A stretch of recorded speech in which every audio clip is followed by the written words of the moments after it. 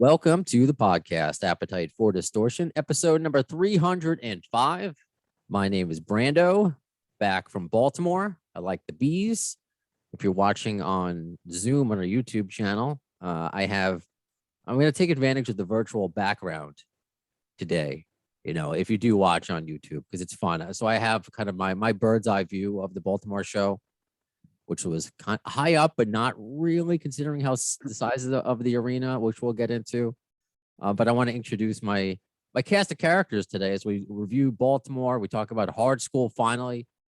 Thanks to those who, I guess, wanted to do 20 minutes. I couldn't wait to do a full episode with you guys because I was, all Saturday I was in studio working for iHeart, just sitting in a studio for the Global Citizens Festival. I was in the studio for 13 hours just listening to music, and editing stuff. So whatever, overtime, it'll pay for the wedding or something for Dave Matthews GN'R cover band. Oh God. It'll help pay for that. So I've just been too busy to sit down. So thanks for those who listen, because yammer on about Hard Skool officially being out. I can't believe it. 305, was it? Yeah, I said 305 episodes. I don't even remember. Since now we have 2 new GN'R songs. So today, Steve Fisher, I'll introduce you first, since I've been actually talking to you the longest, I think, about doing an episode. Thanks for joining, and I like your background. Thank you. That's Super Mario 2, right? 2, that's right. Yeah, I beat that way back in the day on NES. Very underrated. Very underrated. Yeah. And now I don't know how to feel about the new Mario. Is it live action or is it voiceovers with Chris Pratt and yeah, I've read a little on that. I don't know though. I don't know. The old one, it's weird, but with Bob Hoskins and Dennis Hopper, it's weird, but I like it. Anyway, so thanks, Steve. Steve was going to come on to do Columbia and Columbus. Sorry. Yep. I was just editing Doug Goldstein's book, and he talks about Columbia and cocaine and almost yeah, that's a fun story. That's on the brain. So Columbus.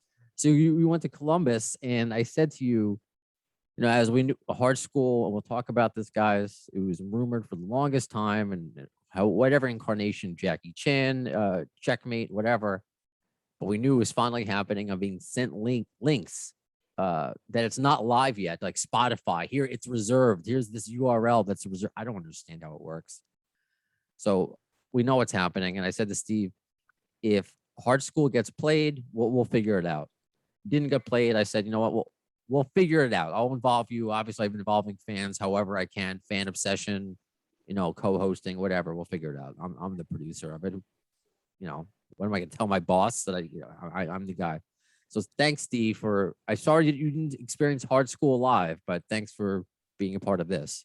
Yeah, and I did get like the first 10 seconds of every song intro as I was trying to prepare for Hard Skool to grab a video. So, I got that coming out of the show, even if I don't have a full version of Hard Skool. That's true. So thanks. And so you'll have to vicariously live through myself. And one of the main reasons why I went down to Baltimore, it says Jeremy Trucker, which sounds like a cool, badass, like, I don't know, like the Brooklyn Brawler kind of like. But I know you as Jay. Do you remember the episode that you were on? Because I don't. It was the fan obsession. I looked it up. It was 160 something. So I didn't realize that you've done 150 cents. But do you stop listening after yours? No, I did. I've been listening. I don't think this sands of time, especially during lockdown. I probably listened to 100 episodes during lockdown. So. That will drive you crazy. Who was on that? Do you remember who the guest was before you? That is a great question. All right, so you said it was 150. You said it was in the 160s. I can't make it like that. I got to get. If you give me a number, I can Google it. Sometimes that's the best way. And I'll tell everybody this. Sometimes you'll ask, hey, have you interviewed Eric Dover before? Which I have. I'm just using an example. Just type in Appetite for Distortion and like the name of the person, and sometimes it pops up like that. So Jay, episode 1 something, he did an appetite. He did a fan obsession, a bad obsession.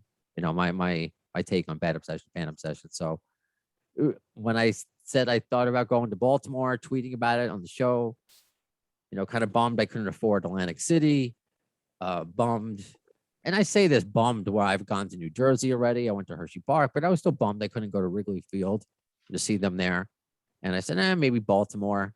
And then Jay just inboxes me on Facebook. Hey, I have an Airbnb. If you want to stay, you can stay. It's like, Yeah, man. really? Of course. I know thought about that. inviting Axl Rose, but I think he had maybe more upscale accommodations. But I was really happy to host a mega fan such as yourself, and really just excited. The 2016 tour, I went to 3 shows like you did for this leg, but when they announced Baltimore, I went, I'm just gonna get good seats for one show. It's within walking distance to where I live. I'm here in Upper Fells Point, and it was the first time they had played Baltimore since 2006. So I was there in 2006. It feels like a lifetime ago. Totally different cast of characters. I had hoped for, I thought they might play M&T when they were doing the first stadium lap, and they never did that. So better late than never.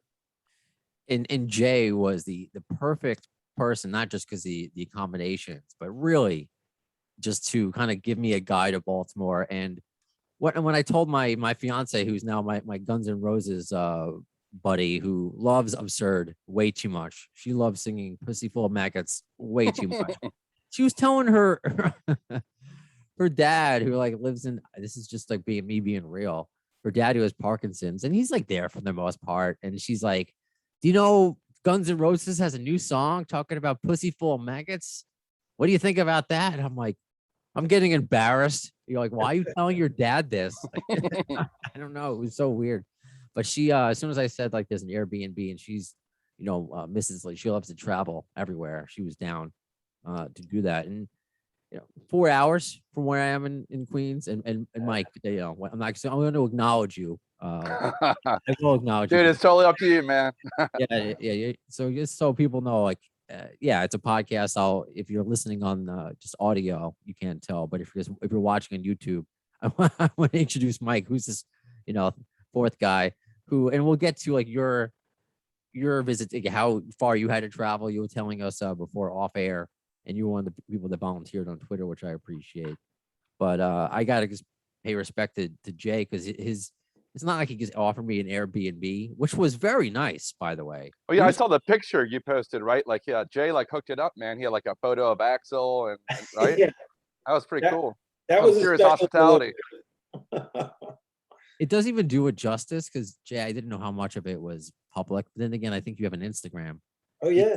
It's very cool. It's very rock and roll looking, and it's like, this cat stuff's on the walls, and like very historical, and everything is cool. But yeah, he put out some photos for me that aren't normally there, and one was, well, Jay, you tell us what you put out.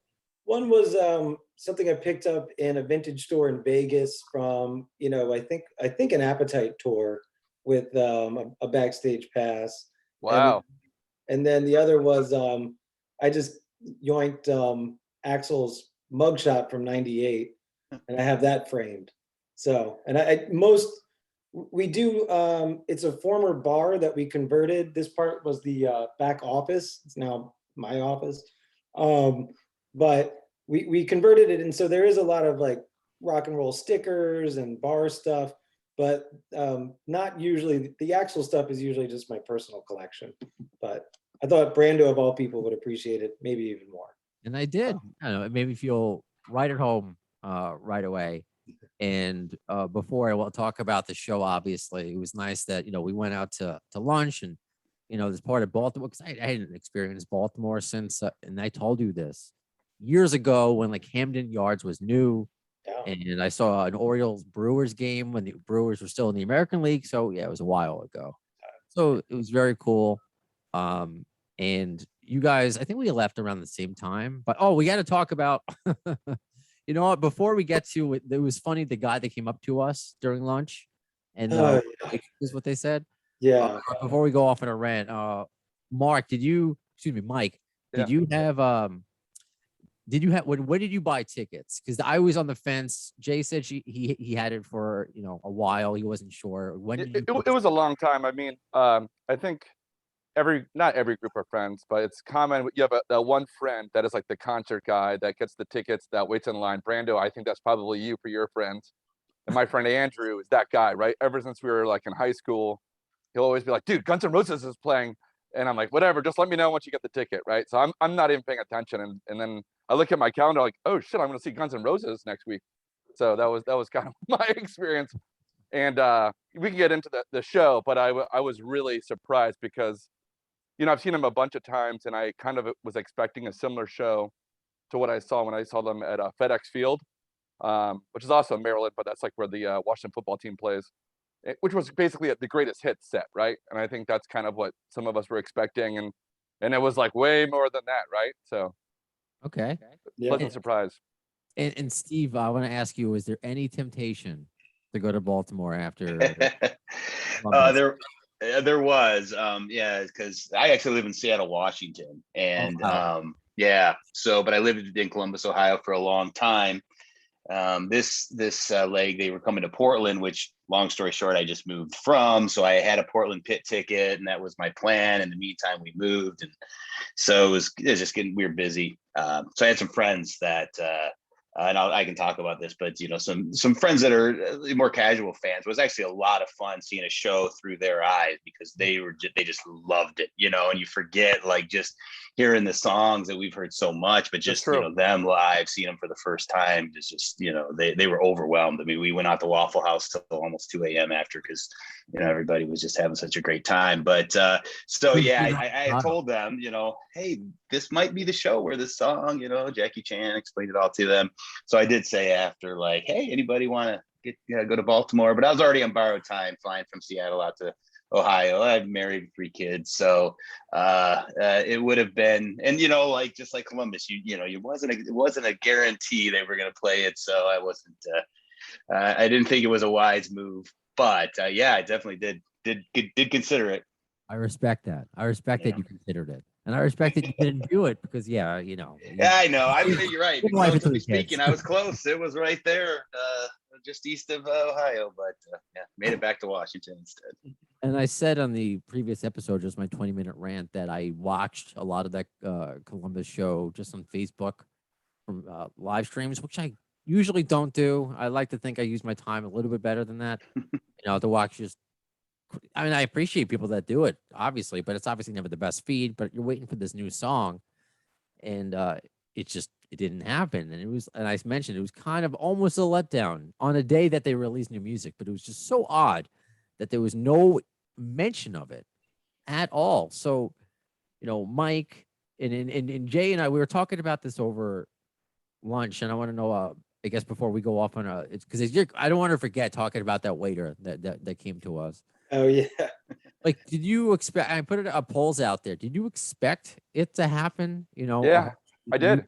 You did. I told, like, my friend Drew, and my sister-in-law went too, and I go, you know, and they're like casual. Well, my sister-in-law is. I was like, look, this could be like a historic show where they haven't played, like, I guess you saw Absurd. I think you were there when they first played that, but Hard Skool is more of a conventional GN'R song, and this could be like this big moment in GN'R history. And then when it happened, you know, I made them know, dude, this is the song, and they were like, okay, I get it. I know. Yeah, I was at the second. I believe they debuted in at Fenway, right? Boston, yeah. Absurd. Cool. So I saw it at MetLife, MetLife, which was the day after, and you know, that's when I made sure her phone. I got to upgrade my phone. I have a 6S. I just like using things until I die. It's just like the way I am with shoes, the way I am with pants, you know, underwear. I respect that. It's just Wear it into the ground. I have a question. Go ahead. Steve, did they play Absurd in Ohio? They did, yeah, because that was, yeah, they played that in the slot they had been played, but they added Shadow of Your Love and Coma. So it was just, yeah. So here for about 3 days, I'm thinking, like, dude, we got it. Maybe we got +2 songs, you know, and then you guys got +2 more. So, but yeah, so they did play Absurd. And I thought that was cool. This Shadow of Your Love and Coma. Oh yeah, back in. So I thought that was like, all right, they're still on. This tour is still kicking. They're doing a great job, but just no mention of a song, or you're expecting what I heard for Absurd, which was that you can download it at midnight, which was, I was there for the speech. He didn't give that, I believe, at Fenway. Was saying Correct. Yeah, that's correct. Yeah. Oh, that was interesting. Oh, that was the video, I believe, that my Twitter was suspended for, by the way. Oh, geez. So new Twitter. Somebody said, like, I'm surprised such a popular account has less than 1,000 followers. Well, because mine was suspended. So at the AFT podcast, please. But although I did share videos on Facebook and Instagram from Baltimore. Anyway, so Jay and I, where did we go? Because you were an excellent tour guide. I appreciate it. Yeah, we had a little bit of time and we went down to a restaurant called The Point on Thames Street in Fells Point. So it's The Point in Fells Point. Yeah, there were two people there that were talking about the show, two of the employees there. Because I'm sitting there, I'm like, you know what? I'm terrible at promoting myself, but if I'm going to a show, I just think I got to bite the bullet and wear my own t-shirt. I got to wear an Appetite for Distortion t-shirt in case if somebody just sees it. No, because I don't know. It's never happened, so I'm not going to pretend that. So I'm wearing just my shirt, but it still looks Guns N' Roses. I'm wearing my it's not even just a GN'R Lives hat. Well, I can't really show it because of my screen, but it's the hat that has all the different the fugly hat that has all the different albums on it. I'm wearing that, and my fiance, she's wearing my Guns N' Roses shirt from MetLife from 2016. She wears my shirts, which I'll get to as well. So she's wearing that, and so and at the time, I don't know if I was wearing my Appetite for the Vaccination mask yet. That's also another conversation too. We had to wear a mask inside. So this guy just comes up to us, and everybody looks like a robber nowadays. You know what this guy was about. You guys going to the show? Well, obviously, I mean, look at us. Most of us are wearing, I'm draped in GN'R stuff. And he starts complaining about a friend of his who was offered GN'R tickets, but she's not a real fan because she can't name 5 songs. I was like, okay. I mean, usually the cutoff is usually 3. I thought that was the rule of thumb. Right. And I was like, it's so, let her go. Tell her to give you the ticket. Go. He's like, well, I don't know. He's like, no, I have the original vinyls. I have the original shirts. This. I'm like, then go, dude. Go. So hopefully that guy went. And then there was a waitress that said she wanted to go, but she couldn't get time off. Yeah. Get her shift covered. She ID'd you guys immediately. So when I went to ask for the table, she just very quietly, she's kind of longingly, she went, "Are you guys going to the show?" I said, "Yeah." She goes, "I couldn't get off." And I felt terribly because she was seating us and working all night. But it was funny that just 2 people in a row wanted to talk about the show, and it's not in the neighborhood of the arena. So it was funny that it was like there was a high level of awareness in a separate neighborhood, Right. You mentioned you live close, about 2 miles, but yeah. we drove up. It's just easier for me to drive with my disability. Yeah. Even when there was like a garage, and that's a whole other story, and you were able just to walk there. So after we parted, but I don't know about you. Did you see any of Mammoth? Because I completely missed them. So Oh, really? Yeah, we did catch the last couple of songs. Okay. Mike, when did you get there? I saw the last song or 2 of Mammoth. I mean, obviously, it was interesting because is Eddie Van Halen's son, and he can sing really well. You're like, wow, and he writes really good kind of catchy music. I mean, it's not exactly what I'm into, but it was good. It was objectively, it was pretty good. Yeah. And Steve, he was good in Columbus. I want to keep bringing you in. Yeah. Yeah, I caught the last couple of songs of Mammoth as well. I was kind of bummed, to be honest, because I really like the album. I've listened to it a lot since the first single he released, Distance, or The Distance. And but I was catching up with old friends, old neighbors, and things, and we just didn't leave on time. Parking was bad, but yeah, I definitely want to see the headline because I really dug the 2 songs I got to see. Yeah, they'll be around for a while, and I guess I took advantage. I was like, you know what? I've seen them twice. Next time I want to see them would be headlining to see a Mammoth show. Yeah. But I guess by the time I finished lunch and drove over there and found a parking space where we didn't go to the Royal Farms Arena parking lot. There was one across the street, and I had to go up 6 flights. Oh, geez. Yeah, thankfully there's elevators, right by there and everything.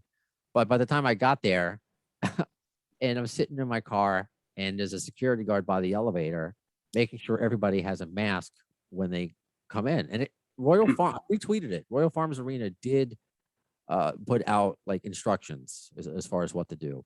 Not everybody reads them, obviously. And I want to say this briefly, and I don't want to make it a big thing because this is a place just to talk about, Guns N' Roses and fun stuff for the most part. We'll talk about mental health things, but the band has a stance, and sometimes if we want concerts to be back a certain way, they obviously required a mask, and we weren't sure about our Vax cards. So we asked, the security guard didn't know. He knew about, he was like making sure everybody had a mask, but had no idea about a COVID card. Which I just thought, like, how do you know one without the other? So we just asked these two girls coming in, and they're like, hell no, we're not letting the government, we're not going to be the government's guinea pig. And I say that, and I say it, there are people, I don't get a flu shot. I've never had the flu. This is, to me, something different because it's like the whole world's involved. That's crazy to me.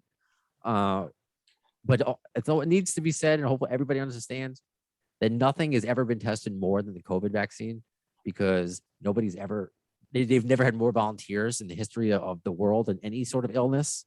So it's like, it's as safe as anything. However, of course, people have allergic reactions to anything.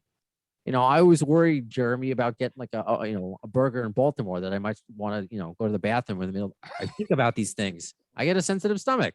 Yeah. So I had popcorn chicken. I took one bite of the, I didn't like fried pickles. I'm weird with pickles, man, which is a weird sentence. I like them just like out of the jar, but on burgers or any other way, I don't know. Dude, I went to the bar. Jeremy, you probably know this bar, or Jay. Pickles. Ever been to Pickles bar? Yeah, that's where I pre-gamed. I went there, and Nice. the wings were like friggin' delicious, man. Yeah. But yeah, Brando, dude, I mean, I think no comment, right? Because you're gonna put this on YouTube, but it's pretty ridiculous what's going on. And yeah, I had the same thought. Like, I took a picture of my Vax card just in case. And obviously, Jay's got the Dukakis Benson sign behind him. I love it. I love stuff from the 80s, man. That's why I'm on here.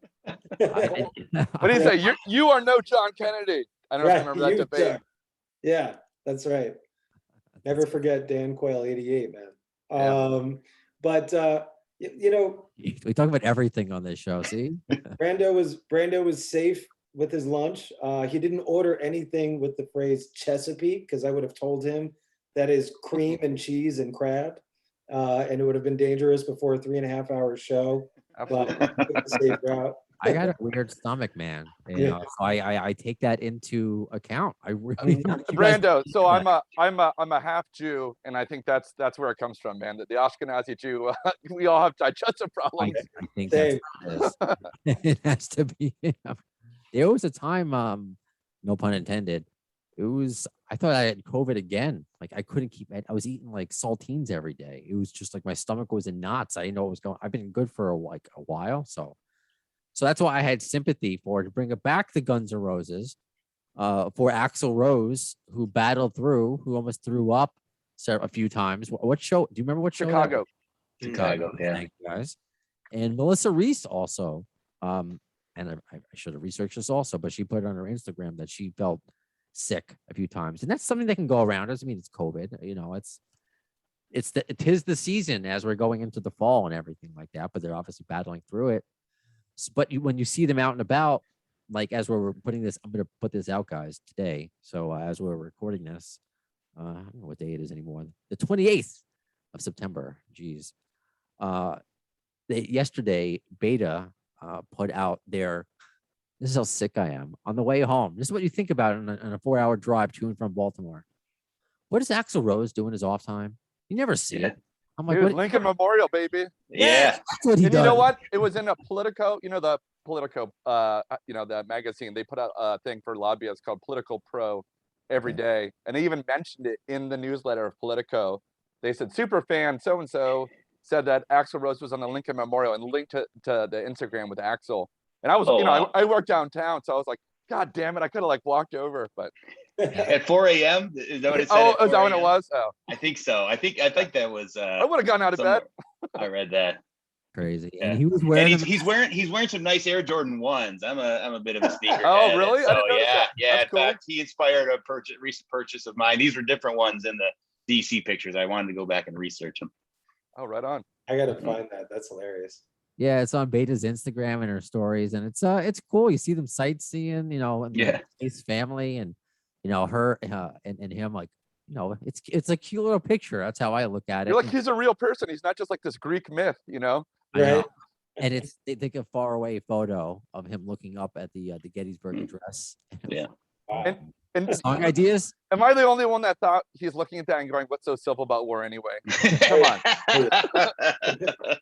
By the way, he said that at the Baltimore show, and I was like looking at my buddy. I'm like, "Is he gonna say it? Is he gonna say it?" And then he said it. And we're like, "Yes!"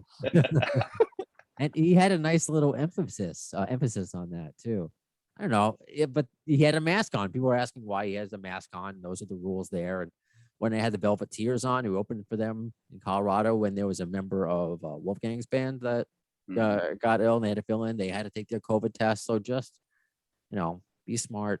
I understand there are people that, even though they want to do the right thing, that there are people that will take advantage of that. I get that there are bad doctors, all that. Just, come on, just use your brain, please, for the love of God, so we can all just get back. I mean, I always think about how does Guns N' Roses keeps touring. Every other band cancels, and they're getting through it. I mean, knock on wood, they're getting through it. So let's get through it. As I mentioned, I missed Wolfgang. I heard him because I looked. I can't pass a merch line anymore, guys. I can't pass it without buying something. Yeah, that freaking Baltimore shirt was pretty cool.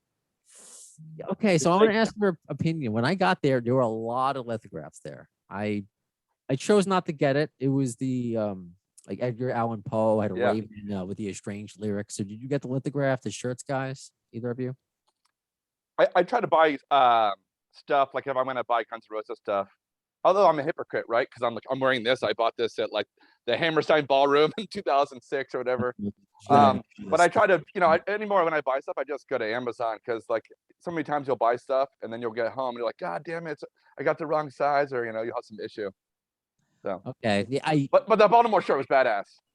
It was. You know what, Steve? Before I forget, did you buy anything? I did. Yeah, I did on the GN'R truck beforehand, just so I didn't have to stand in the merch lines. I got the it's a Freddy Krueger shirt, which I lived in Columbus for over 20 years. I have no idea. I don't think there's any connection. I could be wrong.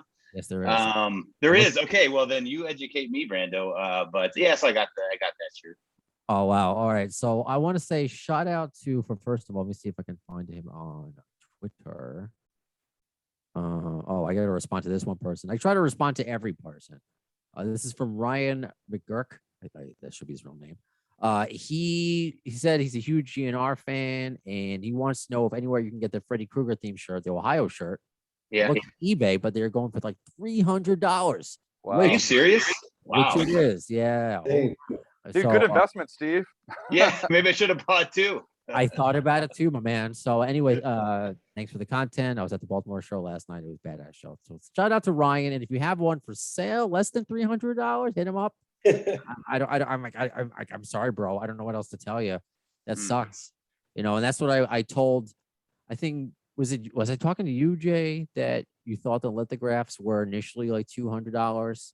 Yeah, I had heard you talk about it, and I thought it was the other way around. I thought you were saying they were $300 at the show, because nothing in the official merch booth is cheap. And then they were going for $50 on eBay, but you said the opposite. I wound up getting the cutoff tour T-shirt, because I don't usually get the tour T-shirts. I think I got a winter hat at the show I was at in 2019, and I did like the Baltimore shirt, but I don't know. I guess I was like, let me get something that clearly IDs the band, even if you don't look at the back, it could be a Target shirt. Yeah, I know exactly what you mean. Yeah, it's kind of like, the nerds or whatever, like we'll know what it is, but the average person doesn't. Yeah, I totally understand that as well. And I think that's what didn't jump out at me about it. So there was a few shirts I looked at. There was the one with the Raven on the top left, but they only had that in 2XL. And as you may have heard, I fit into the child's I survived Guns N' Roses. So I like that shirt. I like that shirt. Right? So I made sure. Yeah. I was like, does it fit? I go to my fiance, does it fit you? Does it fit me? All right, well, it just fits both of us. So I ended up, they didn't have that, but the one I did get, which I'm wearing now, I will take the sticker off. I'm not that cool.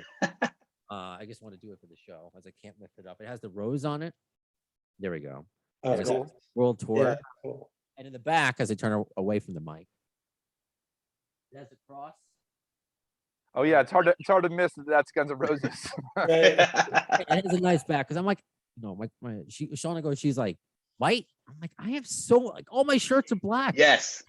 And I Yes. actually do have a white Guns N' Roses shirt already, but it's like I gotta, and they could also work as undershirts. So it's like I gotta add. And oddly enough, the other day she's like, "Do you have any Guns N' Roses sweatshirts?" And I said, "No, I don't have any. I never bought one. I thought about it. I never got one. I have a long sleeve Chinese Democracy shirt I bought at the O2 show. They wore to Dave Matthews, by the way. Which Represent. I was the only person there wearing a Chinese Democracy shirt. I have the Duff. It's not Duff, but I don't know why it reminds me. It's like the baseball tee that's yellow, the yellow sleeves.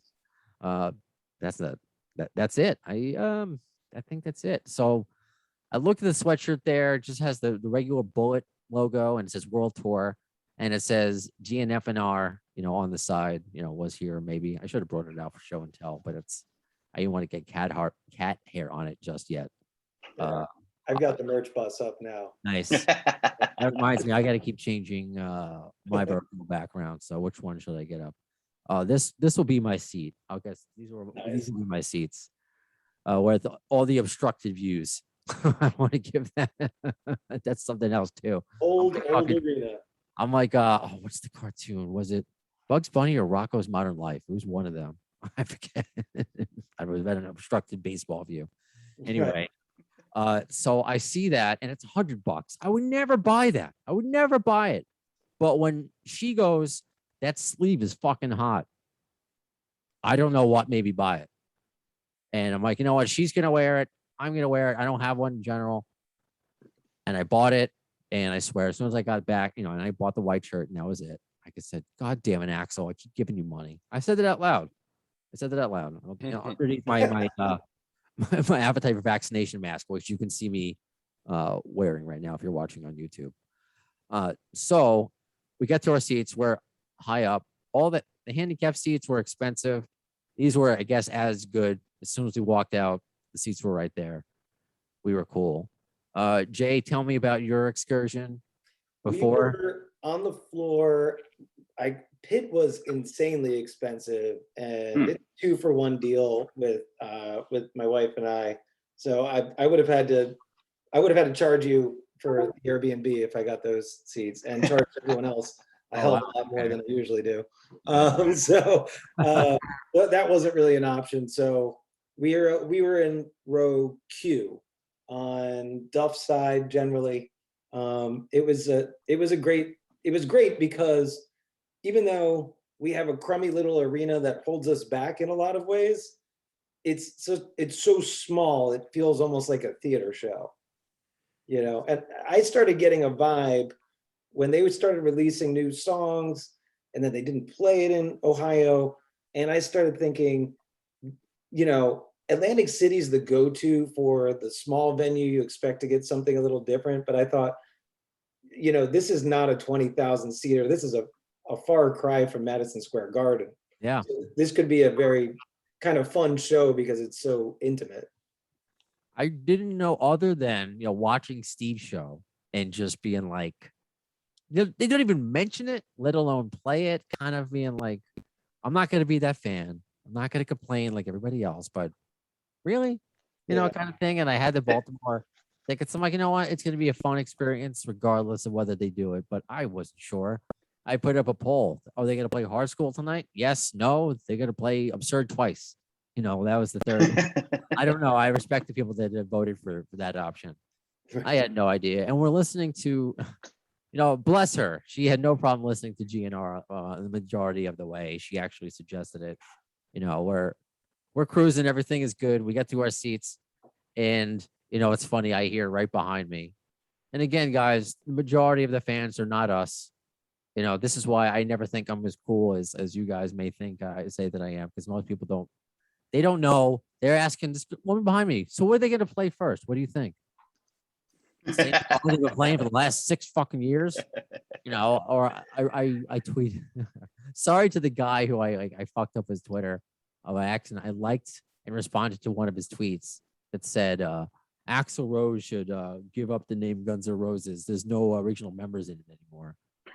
And I respond, this is about 6 years too late, buddy. And he got all this hate from my listeners. Yeah. It was so fun. Some people don't know. People don't know. And it's just true. So we know, we're excited. I'm thinking about the whole time, oh, fucking get no reception. But it was cool.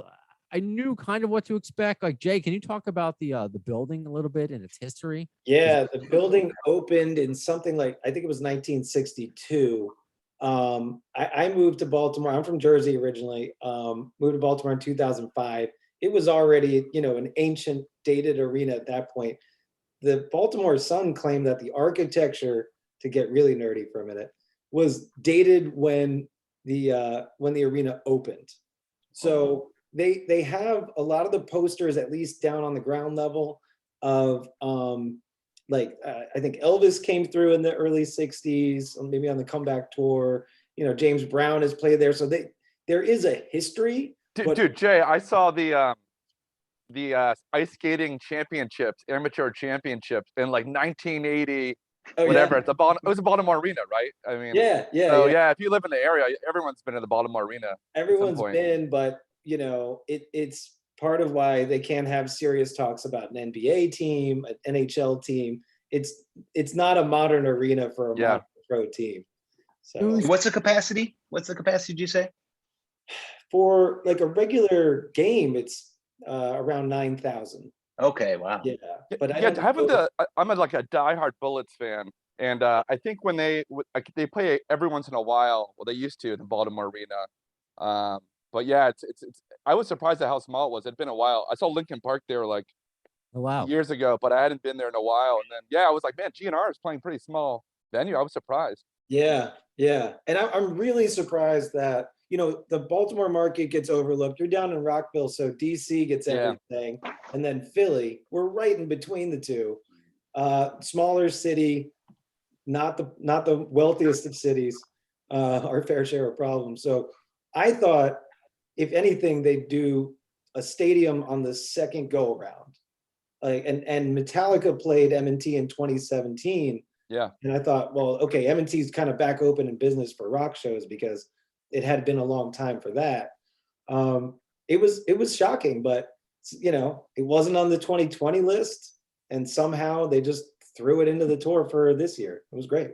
Yeah, you would think like Baltimore also though has a history of like being super into hard rock. So if you're like, you know, from the DC area like me, the music that was popular when I was growing up was like, Minor Threat, Fugazi, Bad Brains, that kind of stuff. But then you go to Baltimore, like Kicks is the popular band. Yeah. And so it's just like totally different vibe. It's more like blue collar. And GN'R fits that perfect Baltimore like band. You know what I mean? And that's why that's exactly the crowd. It's the old Hammerjacks crowd. Yes, exactly. I was about to ask you about that. Can you tell me about that? And shout out to Rue on Twitter, who was telling me the history of Hammerjacks in DM form, and saying if I could do a Hammerjacks episode, if we know people who went to see them back in the day there, you know, if you saw GN'R back in Hammerjacks, hit me up. Like, what was that about? I mean, you guys weren't there, but can you tell me or were you? When did that come? I wasn't. They've been a few reincarnations. Right now, it's like a parking lot thing before Ravens games. But I wasn't around for the prime of it, having moved here in my mid-20s. I've lived in Maryland my whole life, most of it. Although Steve, I did go to Denison University. Oh yeah, okay. So I was was in Columbus for a while. And Hammerjacks was always like, kind of a legendary hard rock place when hard rock, I guess you would call it hair band stuff was really popular. Yeah. And growing up, you hear about Kicks. I guess there's other bands like Child's Play, and Baltimore had like its own like hard rock scene. I bet Cinderella, even though they're Philly, they're probably kind of in that scene. Oh yeah. And then Baltimore had Jimmy's Chicken Shack is a band from Baltimore. Yes. And but then in DC, we have like indie punk, and then the go-go music. So it's interesting. I just started watching The Wire. I know I'm late to the party, Yeah. but it's just really interesting to see the difference between Baltimore and DC, despite the fact Baltimore's not very far. I mean, I can get there in 40 minutes, you know? It's They're a really 40-mile drive. Yeah. Yeah. I mean, the traffic is enough that I missed the start when I went down in 2017 for the show, but Yep. it's nearby. Hammerjacks, Brando, you said you've interviewed John Allen from Charm City Devils, Stone Horses. I think thought I you spoke had. to, I think I spoke to him. I don't know if Yeah, I he's been in so many different kinds of incarnations of bands, but he in SR-71? Was that he was that in guy? SR-71. Oh yeah, they're from Baltimore too. Yeah. Yeah, he's I from like that band. SR-71, and prior to that, he was in Child's Play. So Oh, there you go. that know that. lineage still exists. Those guys are still out there, and I'm sure they were all at the show. I know the drummer from John's band, Stone Horses, and I know for a fact he was up there. Yeah, you could tell when I was looking at the crowd, I'm like, oh man, you would see somebody and you'd have a flashback to what they probably looked like 30 years ago. Yeah, You know what I mean? Like now they have to dye their hair, but they're wearing the tight jeans. They're like, that dude was like a metalhead in 1985, going to Hammerjacks, getting loaded. Like, yeah. actually, I saw Kicks. Just because I'm sure a lot of people that listen, like GN'R, there's some overlap with Kicks. I saw Kicks in Dewey Beach probably like 5 years ago, and they were, despite some people might think they're cheesy or whatever, they were awesome. They were really good, man. Yeah, he teaches vocal lessons. That's right, Steve, right? Yeah. He knows what he's doing. I just saw them at M3. My first concert back. Oh, right on. Out of COVID was July, out in the amphitheater in Merriweather. Yeah, Merriweather's great. How was the show? I've been there. They were great, and I love. I've seen them at Ram's Head and clubs. The guy knows how to fill a big stage, and I know they don't get to do it too often, but every once in a while. And I love Brian, the guitar player. Yeah, He's awesome. Yeah, they're fun. They're showmen. I didn't know them prior to moving to the area. Now they play. I see them around. I probably see them once a year. They play every 3 months. That's awesome. Yeah. For reference, an anniversary is coming up. So October 18th, 1987. That was when Guns N' Roses played a sold-out show with Japanese band EZO opening. That was Hammerjacks? Yeah, according to Hammerjack News. Wow. So yeah. What if you went there to see EZO and you're like, and you knew nothing about Guns N' Roses? Like, oh my God, this band's awesome. I know, it's crazy. Taking the But van out from Hollywood. and flash forward to here, we're in 2021 and they're together creating new music. Not EZO, but GN'R. Well, maybe they are. We don't know. We don't know. Yeah, what Maybe, that is true. they're That big is in Japan. true. I have no idea. You're absolutely right. I'm a fraud. You're absolutely right. So you were mentioning, Mike, you're from Maryland, despite never having watched The Wire. I know. I watched. I guess I don't know. I was more of an Oz guy, which I don't know if that sounds right. If you know what the show is about. Yes, But- wasn't Brett Michaels on Oz or one of those shows? Brett Michaels. Yeah, there was some movie about prisons that he was on at some point. I know a rocker who was on Oz was Evan Seinfeld. Oh, okay. Yeah. From Biohazard. Yeah, so he liked to show his Mr. Brownstone, as you will, because he used to do porn with his ex. That's right. Very And he had that show with Ted Nugent and Sebastian Bach. Savage like that. Animal. One day, Or hopefully, Fist. we'll get Baz on. Lebutard was one of Sebastian's proposed names. What was it? When they were doing proposing names for the group, and Sebastian just kept coming up with worse and worse names. So one was the Lebutard. Lebutard. So my brother one time went up to Sebastian, and my brother's like a DC punk rocker, so he's just not into that whole scene. And he saw him at a bar, and he thought he was the guy from Warrant, and he was being kind of a jerk to him, and he goes, cherry pie. And Sebastian's like, who the fuck are you? That sounds like a really funny bit. To go up to Yeah. Go up to Axl, start singing "Girls, Girls, Girls." Oh my God, yeah, he'd probably Good bite punch. you. And I appreciate your stoic Axl behind you. You changed your background. Oh yeah. Yes. 4 scored 7 years ago. behind you. Ah, And Steve, I know we're all changing. We're having fun changing our background. Yeah. I love it. So I get to my seat. I'm seeing, is Twitter working? Is it not working? Thankfully, because I wanted, if anything, tweet along the set list, and especially if Hard Skool was played. That's the big thing. If Hard Skool wasn't played, honestly, I think Baltimore might have been a bust, despite Jay's hospitality, despite the good chicken fingers, even the I had pumpkin pancakes the morning after. Ooh, Oh, yeah. yeah. We went to the Where'd you second go? place. Second place you recommended, I believe. Blue Moon. Yeah, that was Oh, nice. Nice. that was good. Dude, isn't the Blue Moon in Rehoboth slightly different crowd than the one in probably Baltimore? Probably. Yeah. So yeah, I would have been disappointed. So, but I made sure my fiance had she had permission to post on my Facebook and my Instagram. So kudos to her for filming everything. I may have to teach her to film the video, the screen instead of our ant-sized view, but I'm not gonna, get mad at her or anything. Tell her thank you. I watched some of it live. Thank So- you. Well, I will. I thank you, Steve, for watching.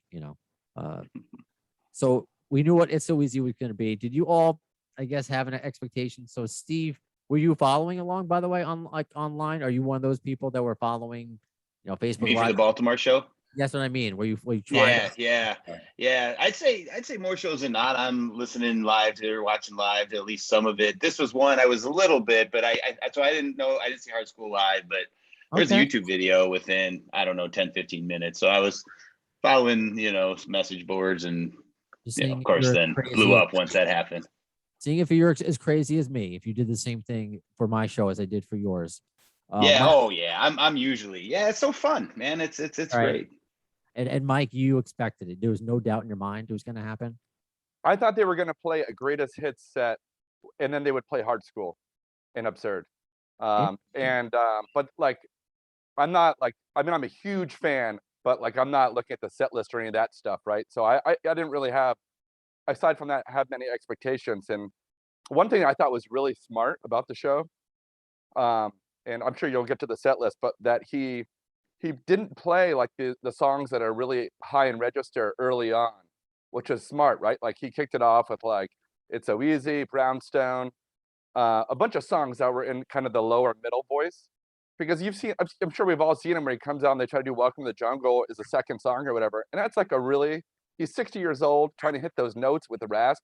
I mean, it's impossible. Yeah. And so I thought that the way that set, the order of it really played to Axl's strengths. And I think that was potentially one of the reasons why, it was as good as it was. But I think a lot of people need to take a step back about the set list and understand a lot of things that are at play, because I'm not an Axl apologist. I'm a fan of him. I'm a fan of the band, but I'm a realist too.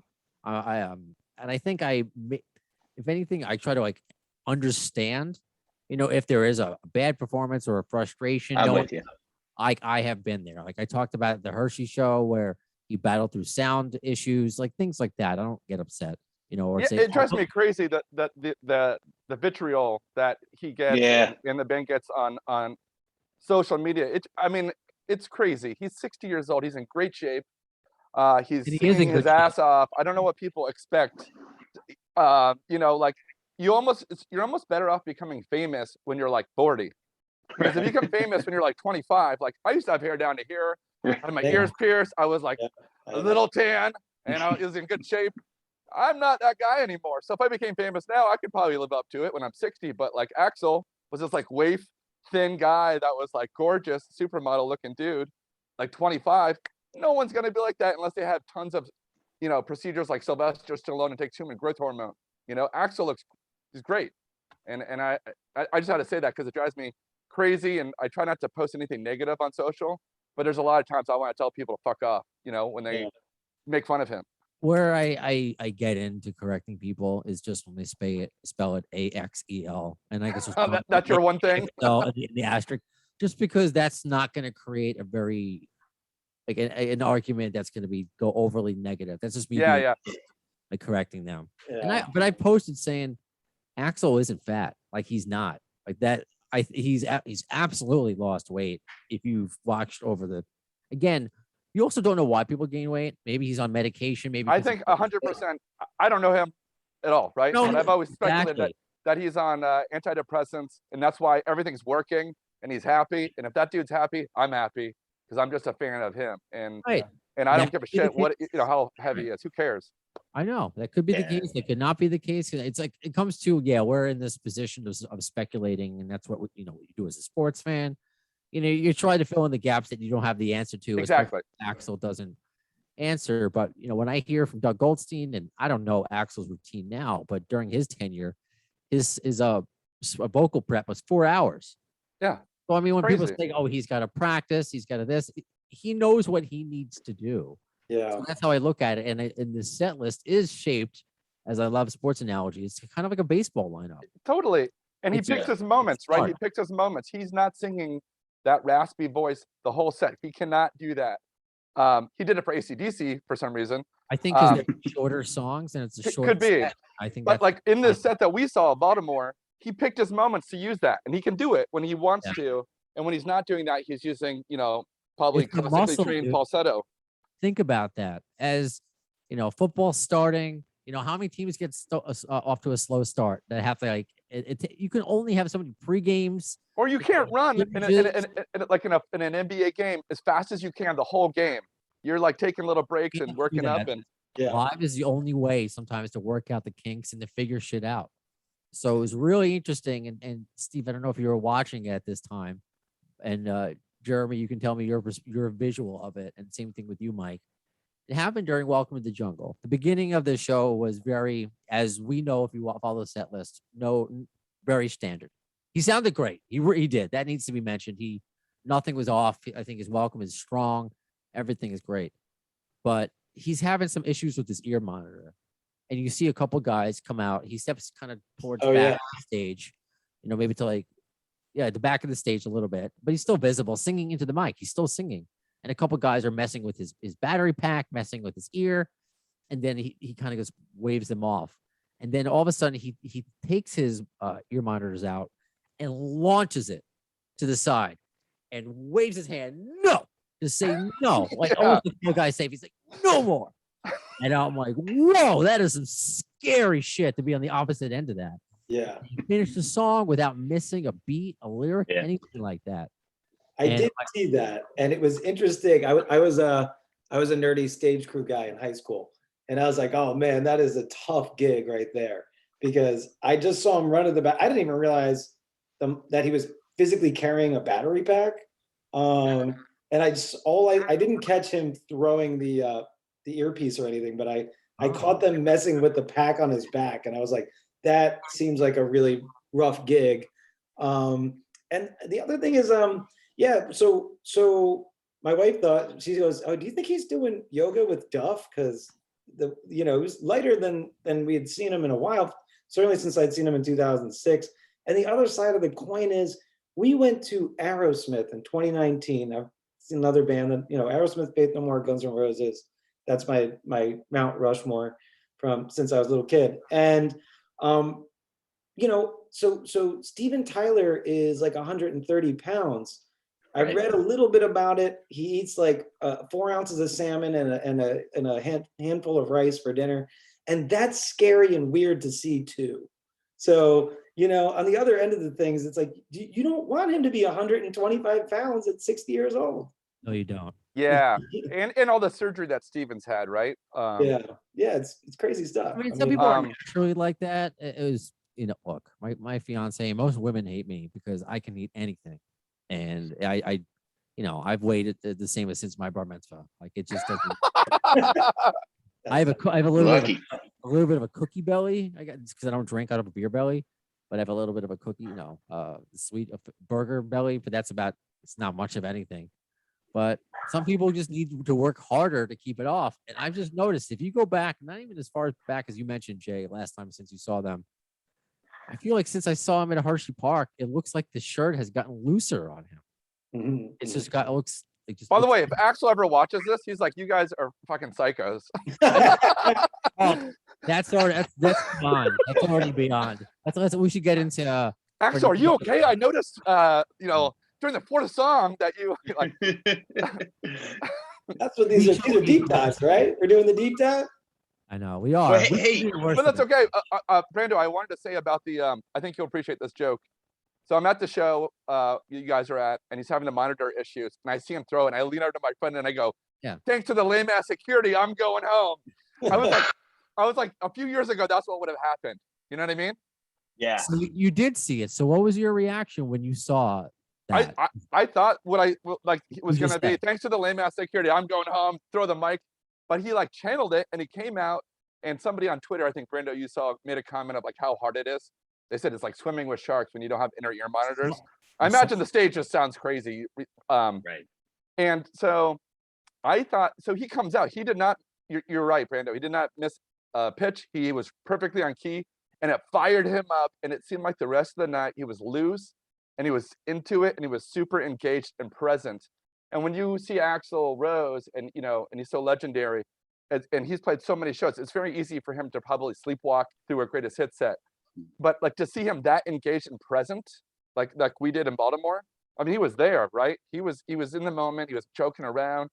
Yeah. And I think even like, and that's, you know, and he played those new songs. So he was mentally, he was into it, man. And you could feel that. At least I did. Important. And I want to know, Steve, if you felt the same way in Columbus. And my fiance noticed it. Wow, he is super talkative tonight. Hey, Mhm. Baltimore, you ready Yeah. to rock? You know, he's just having just a grill. Other than that one, no, he was smiling. Axl, he was, you know, he was happy. So, Steve, what was his mood then? Was he? Yeah, it was. I think Joke all that consistent night? with the shows I've seen on this leg. Yeah, chatty, happy, just having a good time, relaxed. So right, again, so different than even then, you know, during the whatever New Guns Chinese Democracy era, whatever. Right, I'd been at some shows where he was kind of cranky and whatever. Oh, he's going back to his tent. That was something else. Like I was thinking of this show. Like I mean, he said like 30 times he'd go back to that tent and. I know Brando, you saw a couple of the AC/DC shows, Axl DC, or you saw one, you know, at Madison Square Garden. I saw a couple in Ohio. We were just lucky that they got, you know, those were makeup shows, and those shows were so amazing. But ever since then, like he was so happy there, and how he would just kind of hang out in the back and dance while Angus would solo and whatever. It seems like he's kind of taking it on with GN'R too. Like he's just more like hanging in the back. Sometimes he'll go off stage or whatever, but a lot of the time he's just hanging out in the back. So, I mean, I just respect him. Like, you know, the pressure of so much is on him. And just, I think where he's at is as a fan, it's really cool to see it. It makes for a great show. Is that your picture behind you? You took, by the way. This was, this is from Detroit. Detroit, I think. That's 18. a great photo. That's a That was front row, and Wow. I snagged like a $2,000 VIP seat that like dropped at the last minute, you know, for I don't know, 300 or something. Wow, And that's awesome. yeah, I didn't get the swag that all the people around me got, these bags of stuff, but you know, for $1,700 less, I think it was worth it. Yeah, I should say so. Right on. Yeah, sorry, I couldn't help it as we all keep switching. If you want to follow on YouTube as well. I'm gonna have fun with this. Yeah, I have my GN'R. God, there's some pressure now. Jeez, all right. Gotta find something else. Oh man, you got a Twitter. You got a Twitter's candid that I didn't even know about. That's hard to top. Which one is the Twitter candidate? Wasn't the Lincoln? Oh yeah, that I made it black and white, and I made that as my Twitter background just like a couple hours ago. Nice. Just because I think it's really cool. You know, it's like Axl, Civil War. He's in DC. You know, we live in the area, and it's just like everything. So anyway. Oh, and I guess I have to give a shout out to Franz and Roses, who made me this meme that I'm putting up. I just watched Back to School today. It was on IFC today, oddly enough, with Rodney Dangerfield. Triple Lindy. We got to get into this when we get to Hard Skool, like, because why they didn't do this with you, Steve, in Columbus, how they didn't have like a Back to School special with this band. They love merch, all right. And I know we'll get into the vinyl and everything later, but Back to School, like a Hard Skool rulers, erasers, trapper keepers, pins, Crayola set. How is pencil this? Boxes? They all say back to effing school. This was like Oh, that would be cool. right? Yeah, I think that's a good idea. You should talk to who's that? Fernando? Is he in charge of that kind of stuff? So before I forget, and I had that one episode that I did, you know, Don't Ban Me with Rick Dunford, and you know, if he wants to go to any more shows and risk his life getting beat up, you know, as long as his wife doesn't leave him, whatever he wants to do with his life is fine by me. But I love the guy. But I had, hold on. What is yours, by the way? I almost want to keep calling you Jeremy. Jay, you're back. Yeah, either one, Jeremy or Jay. I usually, sometimes when I hear Jeremy, I think it's my mom calling me for dinner. I'm 11 years old, but it's okay. It's on the birth certificate. This is a unzoomed photo from the show. It might be estranged. Okay. I don't remember which background, but So yeah, anyway, but I was kind of offline-ish, that's why I couldn't do a podcast, but I don't follow GNR Reddit that often. I'm not a Reddit guy. Even with my GNR forum now, which I still love the guys over there, it's a lot, to sit there and go through the forums like I used to, and still, when I said, like I say to Rick, I'm like, I'm glad my soon-to-be wife doesn't leave me when I'm doing all this GNR stuff. Like, there's only so much time I can assess to it, I give to it.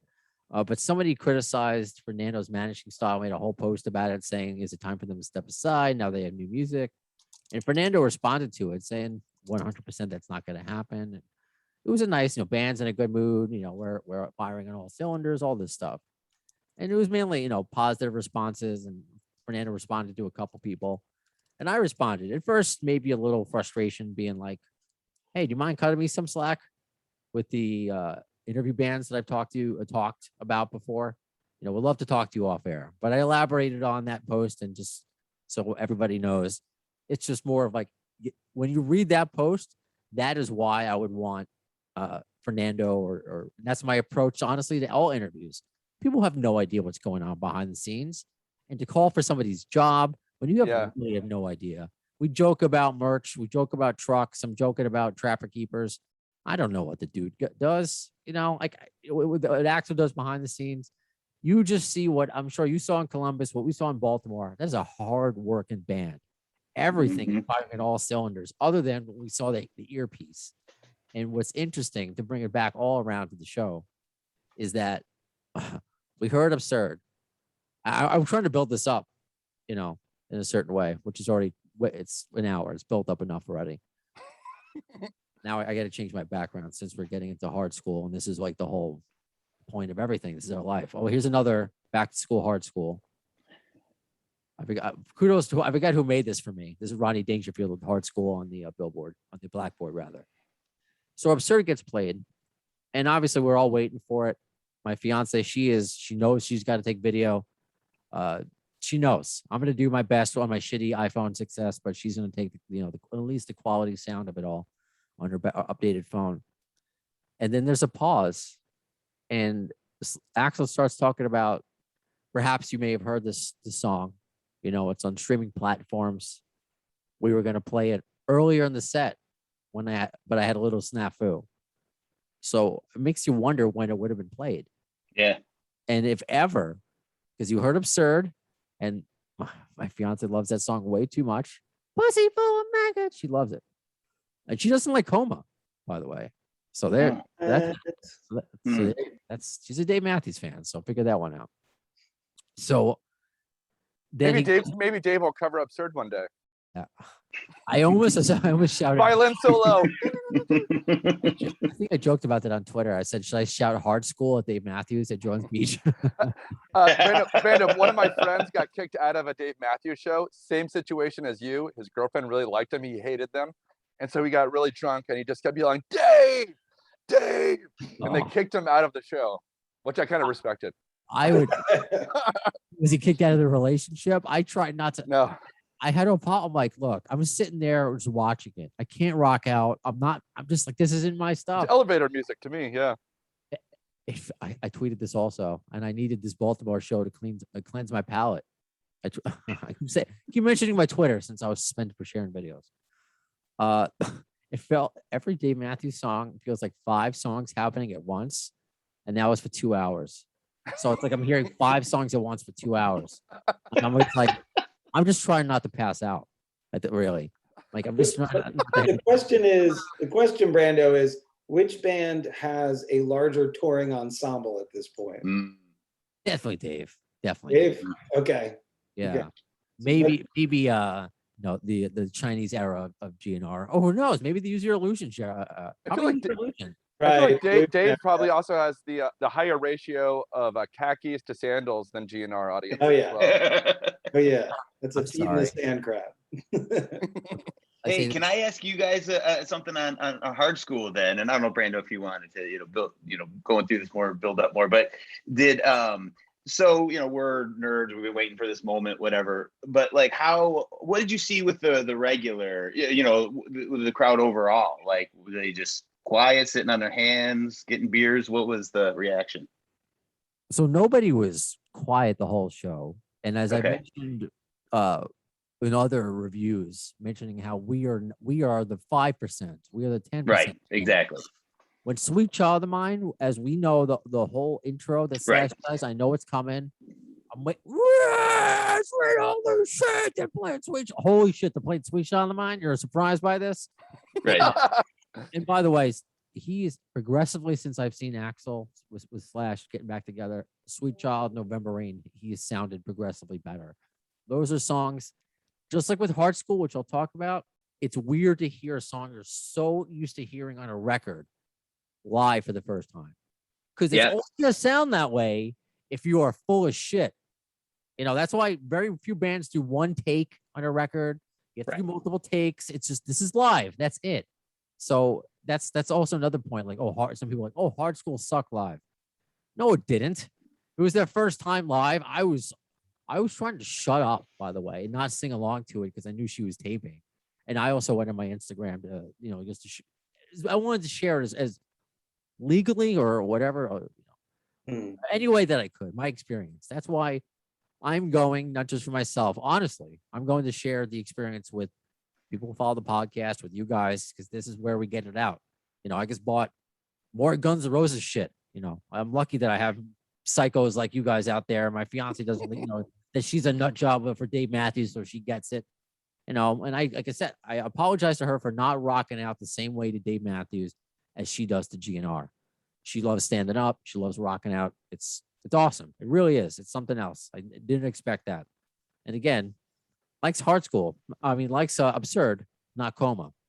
But it was just amazing that I was just trying to tweet as much as I can. I know I was that guy. You want to experience it live and just have that. But it was also like, I just wanted to let the world know and let everybody know. And people were asking me, as a podcast host, not like I'm Walter Cronkite, but you know what I mean? I felt like I had some sort of responsibility, I guess, the report there for you guys in a certain way. So that was my reaction. Looking around, everyone's just clapping. Like, I really didn't see anything. People might not know the words to Better still. Right. Not like that, but they probably didn't know Duff's version of, they don't know the Stooges song. The only song I did notice a lull in was Sorry, but Sorry is kind of a mellow song. Mhm. Yeah. But other than that, Brando's right. I mean, people were pretty into it.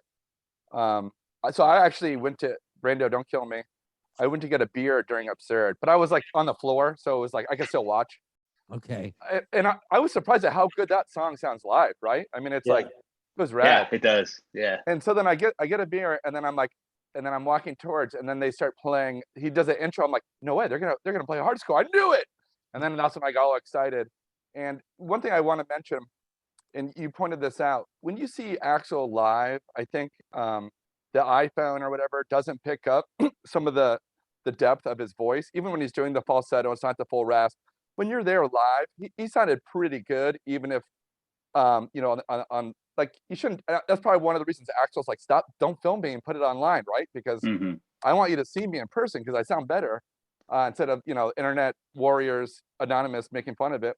But I had the same reaction. I thought it sounded pretty good, and you could tell he was not even happy with the performance. Right when he finished, he made some comment of like, right, I don't know what that was, but Yeah. it was something, or I know what it is, but it was rock and roll or something. Yeah. The energy on the floor was pretty high for it too, but I think that had as much to do with the timing. So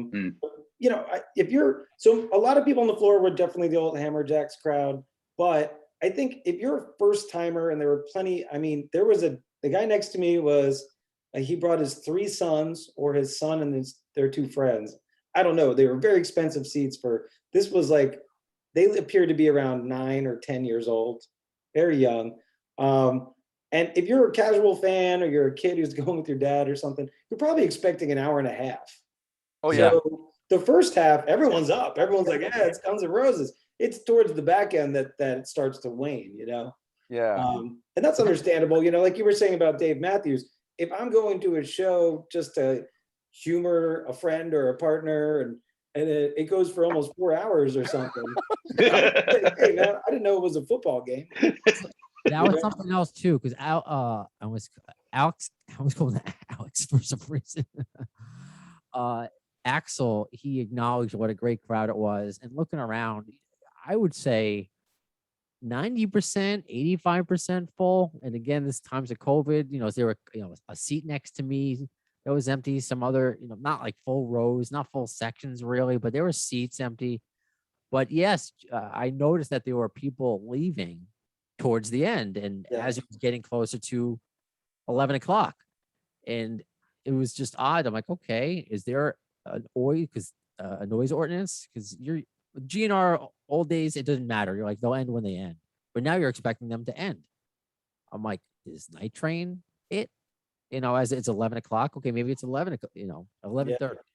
Yeah. I I don't know what the ordinances are now. I do know that first time I saw them in Baltimore and the last time they were at that arena, it made the Baltimore Sun that they paid the fine in advance. And it was a lot. It's a good fundraiser for the city. They paid the fine in advance to play late so they could go on at 12 and play until 3 in the morning. So I guess it might be midnight for indoor shows. I'm not certain about that, but I was wondering too, when I realized it was like 10:55, I went, they're not done. They're definitely not done. And I love, you know, they played Sorry Lot Chinese Era, and I saw it a bunch of times. I saw it in Philly, but it had been a while, and I kind of like that. They have to know that's a calming, that's gonna have a chill on the crowd. Yeah, like when Slash did that. By the way, guys, I mean, Brando, you've seen more shows recently than I have. Howdy. But recently, has Slash played that blues solo break at the other shows? Because it was like one of the greatest things I've ever seen in my life. I thought the same thing. I got tears in my eyes. I'm not exaggerating that. That was so good. It was amazing. It was a Muddy Waters tune, I think, right? Yeah, I think, yeah, it was certainly part, yeah. And Axl told a story about how that was the invention of the power chord, right? Oh, because he started playing Link Rye, because Link Rye, I think, lived in Maryland for a while. He might have even lived in Baltimore, and that song Rumble from 1958, whatever, the first like power chord song before the Kinks played, you know, You Really Got Me. Link Rye was before that. So they played that. They even played Jimi Hendrix Machine Gun at the end of Civil War. There's a lot of references that were really cool, that if you know a lot of these bands and music, you're like, oh man, that's so smart, right? It really worked. I think everything flows together well, which was just when there were sound issues or earpiece issues, like what may or may not happen tonight now. And the fact that he did do Hard Skool, and then I guess there's two things here. Before we go to the encore, which surprised me in itself, how long it was and what they threw in, because at the Hershey show, that was the Paradise City. And, you know, I've experienced the spectrums of shows here. And by the way, if you're a new listener, I never do this. I've never been to more than one show on a tour leg. This is rarefied air, you know, for me. My fiance goes to every Dave Matthews show. I don't know. I go to one show and I usually get exhausted, and that's it. But this time around, it's been fun, and I have a tour, you know, a concert buddy finally. But what surprises, because for me, A Shadow of Your Love caught me off guard for whatever reason. Steve, you got it, and wow, that's such a good song. And I love that live. So what did you see? Like, where were you sitting in Columbus? And such a special moment during Shadow, did the chorus of it. I'm wondering if they did it at your show too, Axl and Slash singing into the same microphone. It's funny you say that, because I noticed, and I even said that to my friend, Axl kind of went up to him, because I know the only time I'd seen that live was in Detroit. I think it was 2018, and I waited for that moment, and it happened there, where Slash sings back up. And in Columbus, Axl kind of went over to Slash like to do that part, and Slash just kept playing. And I didn't even see like Slash look at him and like not, say no. It's just he wasn't aware of that. So no, the answer is no. They didn't do it in Columbus, but apparently they did in Baltimore. And I thought Axl was ready in Columbus to do that. That's funny. Probably, and you guys will have to, so I don't forget and remind me, there was a song that they almost collided, I think. That there was, so he likes to walk backwards for whatever reason. And I'm just like, don't do that. Why do you do that? And I think he was doing that and Slash was coming across and it was almost catastrophe. Like they just missed each other, at least from my perspective. I didn't see the near collision. I was surprised with Shadow of Your Love. In full disclosure, so we drank a little bit at lunch, and then we got there. It was we'll drink seltzers, like especially for a long night. Like I can't just puff up with Budweiser or even Bud Light. So, but at the arena, they made you, if you bought a seltzer, buy a shot with it. It was, and I said, can I just get the seltzer? And they said, you can, but it's going to cost you the same, and we're going to give the shot to someone. So when when Shadow of Your Love came on, I thought it was absurd at first because I was starting to get kind of crossed up. And then I like halfway through it, I think Olivia might have videotaped it. And halfway through it, I'm like, oh no, this is Shadow of Your Love. I love that story. That's funny. Yeah. I like that too. So I guess only in Baltimore, right? They're gonna make you buy a shot. They made us buy a shot. Yeah. I just want a lemonade. Sorry, man. You're gonna have to get a Natty Bow and some whiskey. Right. All right. All right. Nice, man. Yeah. Any other surprises, I guess, or favorite moments during the show? Because I've just mentioned that it might have been the best. November Rain was really special because he was looking out on the crowd, really smiling, and it seemed like he was really absorbing the people around him, and his, I don't know, there's a certain very positive aura. Yeah. And I know Jay and Shauna, they kind of made fun of his hat. He had like some I don't know, Pirates of the Caribbean, but the hats that he wears. But I think he rocked it with the feather in the back.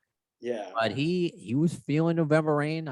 Sweet Child killed it. Welcome's always great, but Shadow before. And then Sorry. I was like, whoa. Yeah. I was like, really? That's when I really was like, all right, this is a pretty special show because we were lucky to get 2 new songs and have the debut and adding stuff back and getting Estranged back and Madagascar is like possibly. Oh, that was great. I love that. But I love Madagascar. And playing that, playing that in Baltimore, right? With all the stuff going on with the cops and everything, and then having that background, the Martin Luther King speech. Yeah, I thought it was more impactful than if it was at other places. I felt yeah, absolutely. Go ahead, Jeremy. Well, just another highlight for me was Estranged, and but during the video, I couldn't do a lot with it because it sounds like I'm singing because I just nerded out, and it's me until it goes to the high notes, and then I don't even, But I just, that's a personal favorite. I think it's in and out of the set. Is it in every show? I think so. It is now. It is now. So I just, I think maybe they weren't doing it all the time with the old lineup. So it was just great to hear it. They weren't doing it with the old lineup. And I think they brought her back when DJ joined. That seems about right. Yeah. Bumble, I don't know. I think Bumble did the Slash part, but that seems about right. The GN'R mythology that song is about Steven Adler. Sorry. Oh, sorry. Yeah. I thought. I guess it's not. I thought it was I was about Slash at first. Oh, could be. I think Hard Skool's about Slash. That's my I thought the same thing. Yeah. Because he didn't want to play like progressive 9 Inch Nails kind of stuff. He wanted to like play old school. But then people tell me they thought it was about Izzy. Could be. So point being, Axl, you want to come on and explain your songs? Yes. You may not know, but you're invited to come on the podcast. You say at the beginning that it was about lower education. I thought. Yes. That's it. Yeah. Nice. Hey, a highlight in Columbus for me, and this one, watching the Welcome to the Jungle on the previous shows in this leg. I think Welcome to the Jungle was my favorite song of the show. Certainly one of them. And I don't think I'd say that for any other show, maybe in the first one I went to in 06. And I mean, I love the song, but just everything in that slash, that kind of slow build into that opening riff. And I think they have slowed the tempo down, and Axl, like he kind of hits the right parts. I don't know. It just seems like he's kind of figured it out, like how to maximize with, his voice. Oh God, I loved Jungle the other night. It was just so good. I don't know what you guys thought about Baltimore.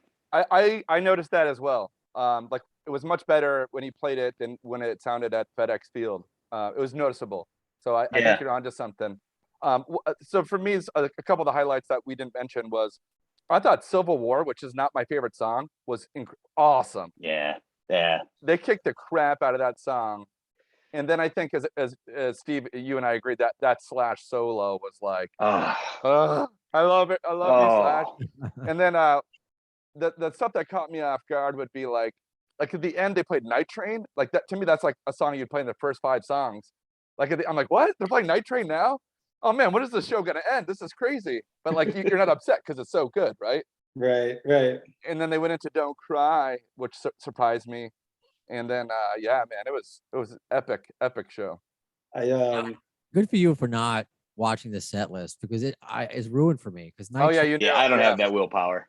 Yeah, I mean, because I've been to shows, and I guess I gotta read the forums and everything. So I know Night Train is the song before the encore, and I'm thinking, all right, at least we got Hard Skool. If you want to play the Seeker, go for it. Yeah, and I like that. I do like it. I want to elaborate on. I think I actually really enjoyed Wichita Lineman, and I think it's really cool to do a tribute to Glenn Campbell, because that guy is one of the best musicians of all time. He was an incredible guitar player. If you want to watch somebody just shred like crazy, just YouTube Glenn Campbell, and you'll see. And in the background visual of the telephone wires, it was very really cool. That I'm glad you mentioned that, because and I've gone on record by saying I hope that's on the record. Yeah, I think that is a phenomenal song. I like that. My fiance goes, "Why are they sitting down?" Well, it's either going to be Patience or Wichita Lineman, and then they did Wichita Lineman, then Patience. So I kind of like that breakdown in the middle of it. Yeah, and actually, I noticed something. I don't know if you guys picked up on this. I felt like Axl missed his cue on Patience and whistled too long. Did you pick up on that? Oh, and I'm like, dude, he's like, but he kept whistling, and it also struck me how hard it must be to play a live show in front of thousands of people and whistle. Like just doing that, it's hard. We were talking about that neither of us. Yeah, you get like nervous and like. I can't whistle though at all. I didn't catch any whistling mishaps, but the seltzer and the shots. But I did have notes that you were time traveling. I like to call that time traveling. Right, exactly. I was time traveling a little. I did think he was intentionally singing behind, or maybe not intentionally, on Madagascar. He was like behind the music a little bit. So he's like in the pocket, yeah. Yeah. But sometimes singers like to do that and change it up, and I have no idea. But the other two big things for me, I mean, Slash's solos have been getting progressively more fun and interesting. And these are just minor things from the reunion shows, but the trifold on Live and Let Die, Axl / Duff, they put it up on the screen, and it's it's just a cool visual. I like the stock image stuff, but that was just really cool. Shit, that's when I went to take a piss. You missed that? Yeah. No, I'm like, Live and Let Die. I've heard this. I can go to the bathroom real quick. Oh, I do that knocking on heaven's door. But nice. Yeah. You can do a number 2 during that one. If you need to. But yeah, the trade-off of this. I thought the trade-off of the solos was very tasteful, because sometimes they can play that song and you're like, seriously, how many guitar solos are you guys gonna play? And I thought it was just the right amount with Richard and him going back and forth. It wasn't as long as some of the stadium shows. It was like a half an hour. But and then I think Frank does an awesome job on Double Talk and Jive, which I just love. Oh yeah, the set. But he adds the China symbol to it, which is you're like a drummer, right? I saw that in your background. He seems like he's gotten better with the band. More and more, right? He was more on time, I thought, this time around, and then adding the Chinas in. Maybe he's been doing that for the whole tour, but I put a note on it.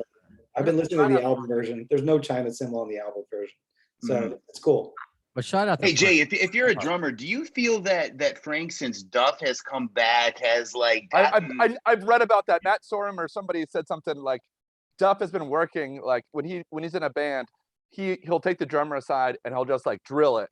And Oh, yeah. that's Wondered why, if that. Okay, Yeah, and, yeah. and him and Steven did that early on to like funk music and Prince, and that's I knew why, that. Yeah. Yeah, so I think Makes that's sense. yeah. No, that makes sense. I mean, there was a couple of shows where I thought he's playing almost ahead of the song on a few Yes. things, and some of the big songs where you're like, you know, and they're coming out, and granted, you have to take that first song and adjust yourself, but sometimes they'll come out on It's So Easy, and you're like, he's a half step in front of the band. Yeah, Which is- one time when yeah. they played in Silver Spring, like 2016. Yeah, The Washington Post writer who was in this band called the Dismemberment Plan, he's a nice guy and he's a good writer, but he tore them a new asshole in the review in the Washington Post because of the drummer. He was making like and the fact that Axl had these like, you know, DJ Ashball kind of like fill in the blank players. But I remember that was one of the criticisms wow. in the Yeah, Post. yeah, and that was Frank. Yeah. Yeah, yeah. I mean, but I think it sounded great this time around. I didn't notice the drums ahead of anything. Okay. So yeah, definitely. As a non-musician, I never noticed the drums like that unless it's like soloed out, you know, the Well, beginning. you'll be like, man, that song sounded awesome versus, oh, it's okay, right? It's like, Yeah. it's such a difference, dude. It like drives the whole song. I guess Yeah. so. As I'm watching Frank the whole time, it's like, yeah, everybody else kind of gets a little bit of a break, you know, or Slash not as intense on one song as he is on another. But Frank, Right. the whole time, the whole almost 3.5 hours. When I had him on, which hopefully won't be my last current GNR interview, he's like, they're doing 4-hour rehearsals. Yeah, And I heard that. Yeah. I think it was Susan Holmes McKagan who put it on her Instagram. It was a really cute video. It was nice. It was Duff sitting around a table with Melissa and Frank and Dizzy, I believe, and they're all singing the harmony of Madagascar together. Maddie, yeah. Well, I thought that was really cool, you know, to see. Those are things I love to see, you know, my band do. Right? Brando, I bet I watched that 20 times. That was so cool just to see that few second clip. Yeah, exactly. It's like, what? We're getting the best stuff from the wives, you know. Yeah, Megan and girlfriend. Dude, Yeah. Megan liked one of my comments. I was like, oh my God, woo. I'm this close to meeting Slash. I love going these shows. I know, right? I love going to these shows and seeing Megan or Susan on the side taking their pictures, and then I know that's gonna be on your Instagram later. You know, silly stuff. That's very But, cool. But yeah, I was I was happy just once I got Hard Skool, I was happy. I couldn't wait. I almost couldn't wait for the show to be over just to talk about it and everything. And I didn't want to keep staring at my phone and just enjoy the show. But, you know, it was around 11 o'clock, knew it was going to end at some point, and just didn't. I thought it would be 2 songs. But when they came out with Madagascar, you know, I still think that the first time I saw that was with Buckethead. And then just to see Slash play that now, it's just, wow. And there's also part of me, and I go back and think when they also added Sorry. And this is no complaints, but how come we, like, I would like to know why those 2 songs instead of like maybe Pretty Tied Up or Bad Obsession and acknowledge the 30th anniversary of Use Your Illusion that came and went. You know, so it's just one of those things. Or when he eventually went to Don't Cry, part of me thought that he would acknowledge Shannon Hoon because it was his birthday on that day. Oh. Didn't do it, no big deal, whatever. But those are things that maybe you guys also think about. So what did you think about the encore then? What they added? Were you surprised that it went right? Madagascar, Don't Cry, Seeker, and then of course Paradise City. 4-song encore. Yeah, I was surprised that Don't Cry was still in. I knew it was in the previous, like I think in the Cleveland show or the Columbus show, right? But it's not. It's another one that's not short. You know, it's like 7 minutes at least, right? Right. Madagascar I was just super excited about. That was the only one they had in the set when I saw them on a festival show at Louder Than Life in 2019 that I was geeking out in the GA and everyone else was like heading for the exits. I was surprised it was on there too. But I like The Seeker. I didn't know it previously. I'm a casual Who fan. You know, grew up listening to classic rock with my dad and everything. But I guess is that like a vocal warm up? I have no idea. But it was cool. I mean, and definitely, I mean, the only the crowd waned a little. It's Sunday night. If you couldn't get Monday morning off, that's a little bit tough. The only people I felt badly for, I mean, big ups to the guy next to me for bringing 3 children to $300 seats, but I felt bad for those kids because the last hour or so, they were just like, Hurting. you know, I mean, they were dead behind the eyes, and they, you know, they were like 8 years old. So You're right. There were a lot of people that were leaving. I'm like, Paradise City hasn't happened yet, but yeah, Sunday night. And well, you know what? This is the early, they came on at 8 o'clock. Exactly. 8 o'clock. Like this band, like, think about it. They wouldn't come on until midnight, 1 a.m., 2 a.m. And now they're coming on early. And there. And well, they're playing late. Whatever. You get, it's like extra innings baseball. You get free baseball. You get free music. That's the way I look at it. But yeah, a lot of people were moving and towards the end, but whatever. I got to move around more. It didn't really matter. My like one of my feet started going numb. I mean, it was a long show, right? And then I actually did go to work the next day, and man, that was rough, but that was worth it. Yeah. The encore, it was, I was, you heard what I said. I was surprised. I didn't look at the set list, and I didn't know what they were going to play, and I kept thinking, all right, Paradise City, okay, Paradise City, and then like you couldn't get annoyed because it's like, oh, they're playing Don't Cry. How are you going to get annoyed by that? You know what I mean? Right. Or Madagascar, which they knocked it out of the park. And so it was just like happy surprise after happy surprise. And then finally they played Paradise City, and it was great. And he threw the whistle into the crowd. I He know. did a lot of the shtick that he does, like, ladies and gentlemen, Dizzy Reed. He didn't say ladies and gentlemen, but he said Dizzy Reed on piano, like he always does that during Estranged, right? Strange. He said on the piano, Mr. Dizzy Reed. yes, exactly. See, it's so bad. I say all the things that he says live. Like when he does "You Could Be Mine," he doesn't say "with your ass in the air." I say it because he said it on the live era. But Okay. those kind of things. He goes, you know what I'm talking about when he goes "with your ass." I'll be calling late at night with your whatever. I'm not gonna sing. I'm not gonna ruin the song for everybody. But you know what I mean. There are certain things that he says. Oh yeah, as a super fan, that's some of the Brownstone. fun stuff to like look for, right? Like when he said, "What's so silly about war anyway?" I mean, I've been saying that kind of ironically for like 20 years, and I'm like, is he gonna say it? And me and my buddy were like, yes. Yeah. It's almost like some type of OCD kind of like thing that I just need to I need it scratched. And when he said that, I was like, all right, Or I can breathe. you better say it. It's part. To me, it's part of the song. Yeah. right. Better say Beat it during Paradise City, right? Beat it. That's always something exactly. to wait for. Take Also it, on live all air, of I that. believe. Yeah, all of that. And, Give me some reggae. We didn't. Oh, I was waiting for "Give Me Some Reggae." I was waiting for that one. I'm like, I'm probably not going to say that. I was hoping you'd say "Smoke 'em if you got 'em." All right. I didn't do that. I don't think I realized though how long it was until my Dave Matthews loving fiance says, "This might be the longest concert I've ever been to," which is how I felt after Dave Matthews, which was, I don't know, maybe like an hour and a half, 2 hours. But I'm such an asshole. But yeah, I had no idea. And you're right, Mike, that I'm not gonna complain to Don't Cry. I don't know the last time I don't know if I heard that live. I forget. I don't know if she goes like, "Do we hear Coma before?" I don't know if we've heard that before. So I have to go back and I'm going to put this out in the ether. Maybe you guys know people who are smart in the technical world and know how to make apps.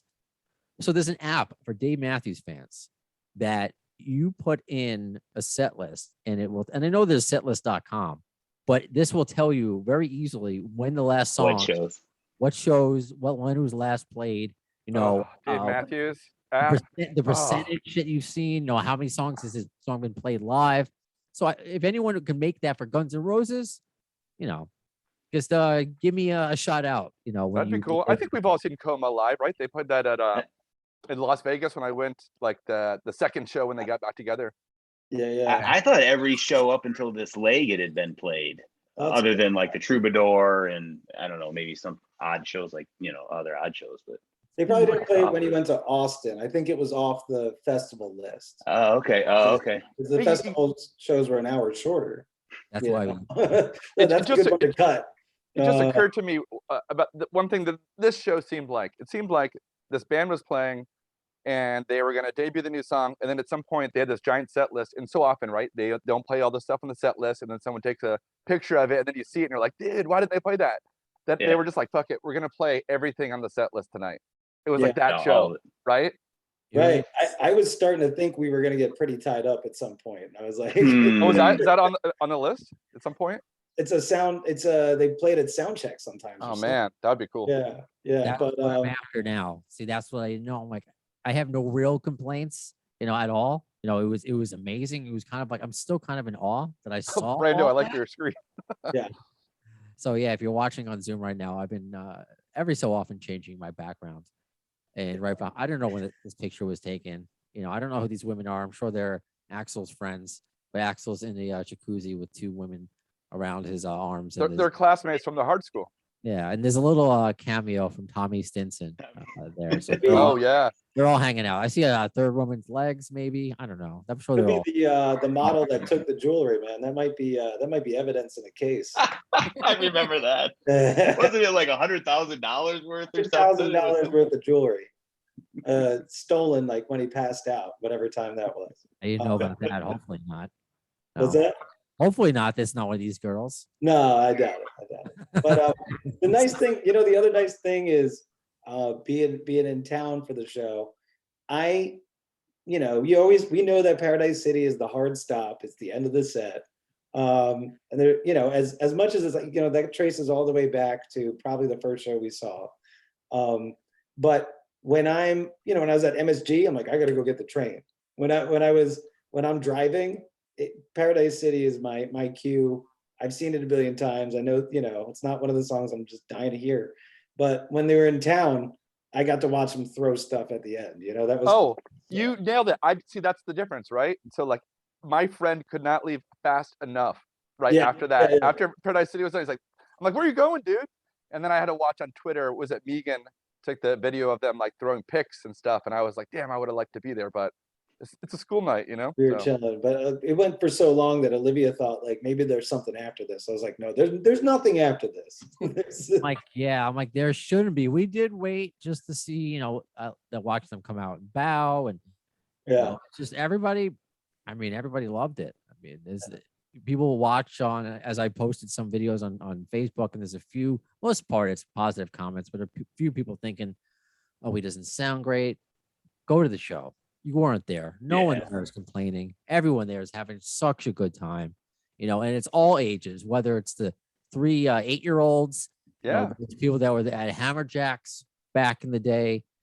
Everyone is there having a good time and leaves, having a good time. If they stayed for almost 3.5 hours, but again, it was a school night, so I do understand. Yeah, no, and somebody at my work was like, "Hey, what was the audience like? Was it all old people?" And I'm like, "No, man, it was great. It was like a great balance." I mean, Guns N' Roses is probably one of these bands because, I mean, anybody that watches a football game ever has heard Guns N' Roses. You know what I mean? They play their music everywhere, and I think that they're just kind of like a generational band that there's always going to be new kids getting into them, and so I think their concerts are always going to be a mishmash of like old, it's very cool that to see the old Hammerjacks people, but to see the younger people too. It's just, I think they're one of those bands that will always be like that. Yeah. That's when I started this podcast, one of the reasons was not just because they're my favorite band, but because everybody knows who they are. I think, Jay, as we were talking about earlier, when that guy came up to us saying like the girl couldn't name 5 Guns N' Roses songs, I'm like, I'm sure she named a few, and everybody can name a few. You didn't have to be 5, a 5 should be, I guess, can name all the radio hits, but I would have given her a pass if she named, 2 or 3. That's fine. If you can't name any, then I don't know. You need to have an MRI because I don't know how you.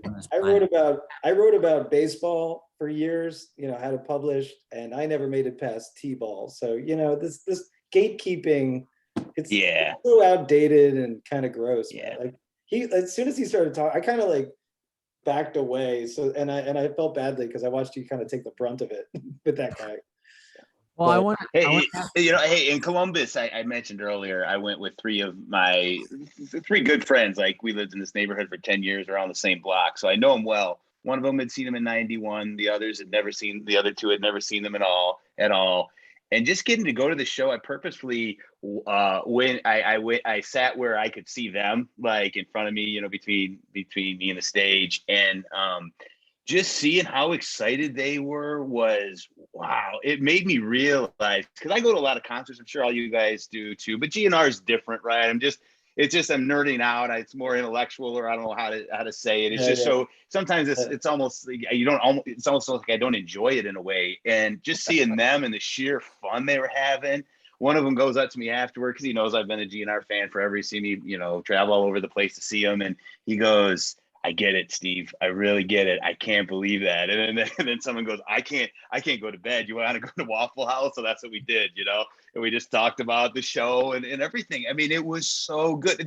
They traded pictures and videos for 2-3 days after. That's awesome. Like, look at this one and remember this and remember that. And I mean, they just had such a great time, which made me have an even better time. So totally what it's all about, man. Absolutely. Yeah.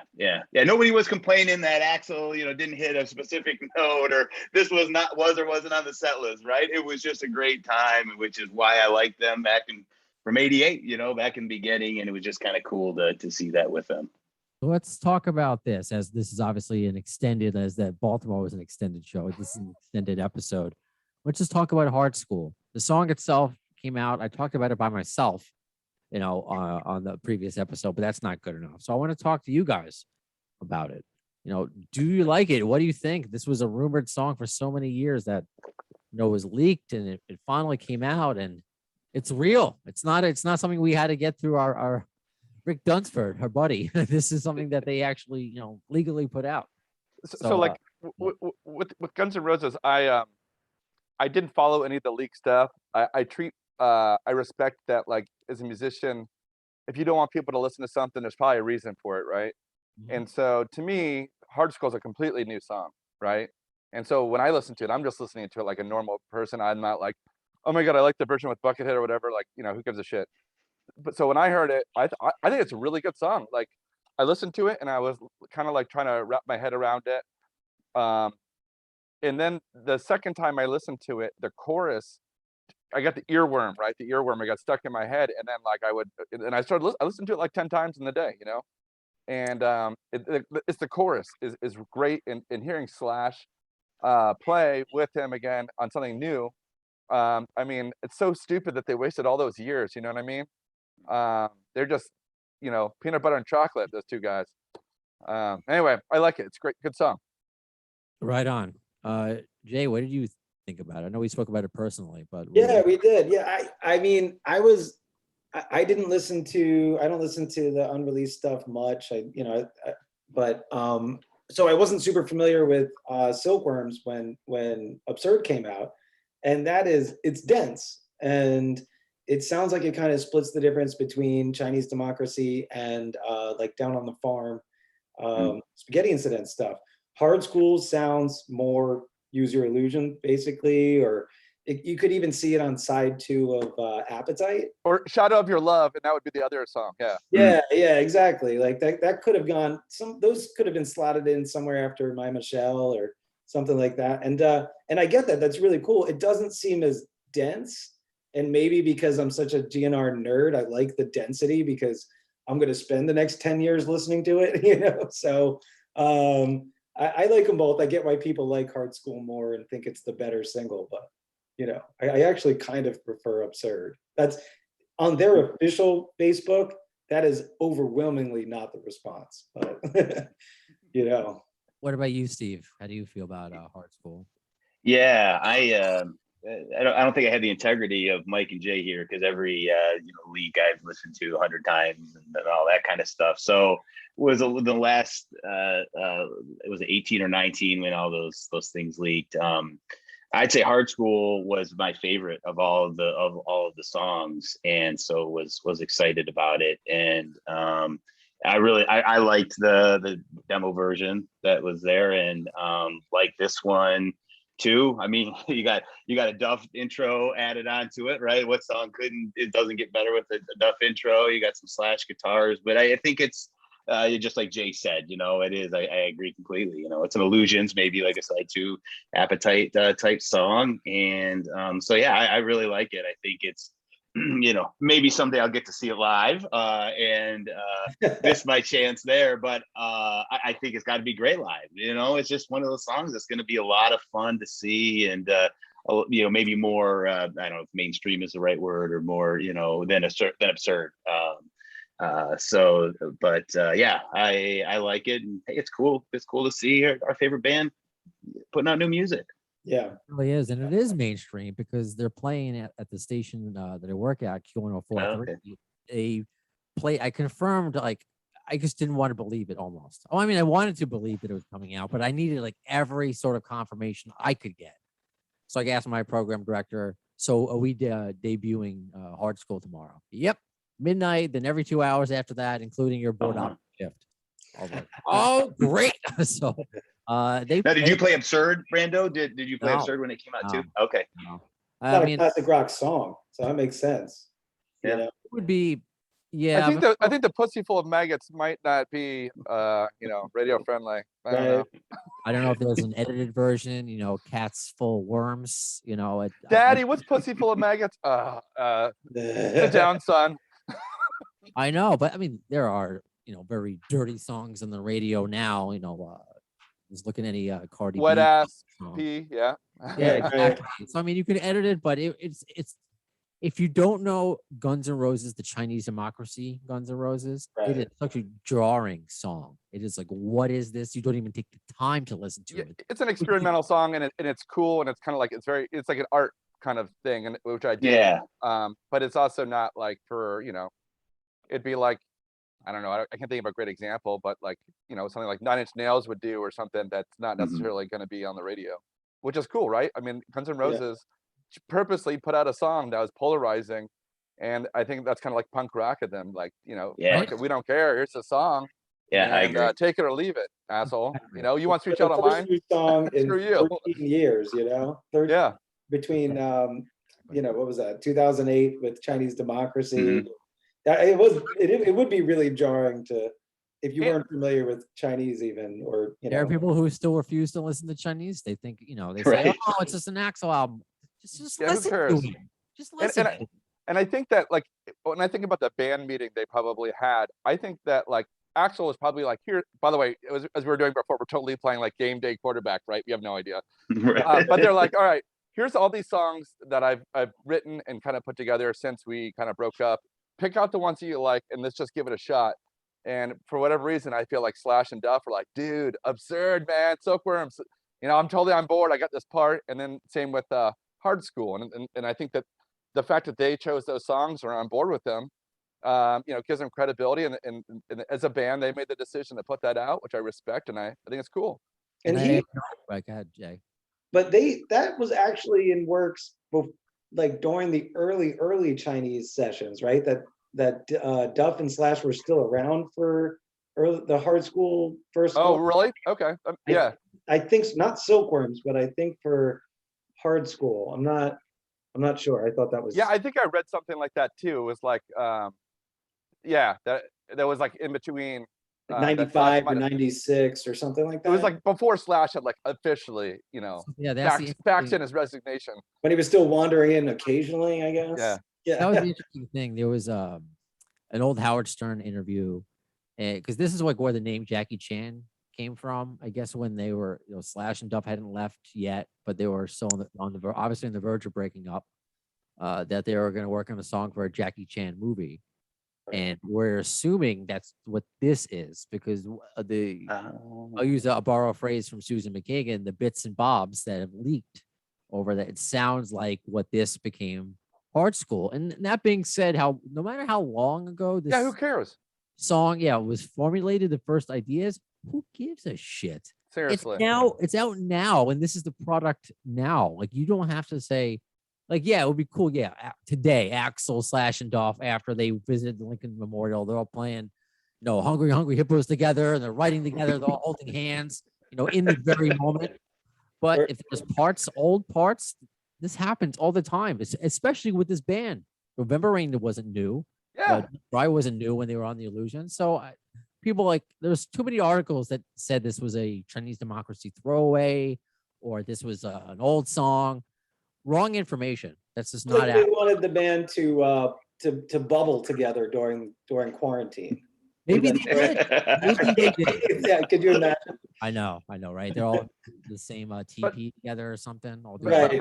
I think Brando, you're totally right. Like so many musicians have, I had this song that like is in my back pocket from whatever. This, you'll write something, you'll be inspired, and then you kind of put it on the shelf, and then like maybe years later you come back to it.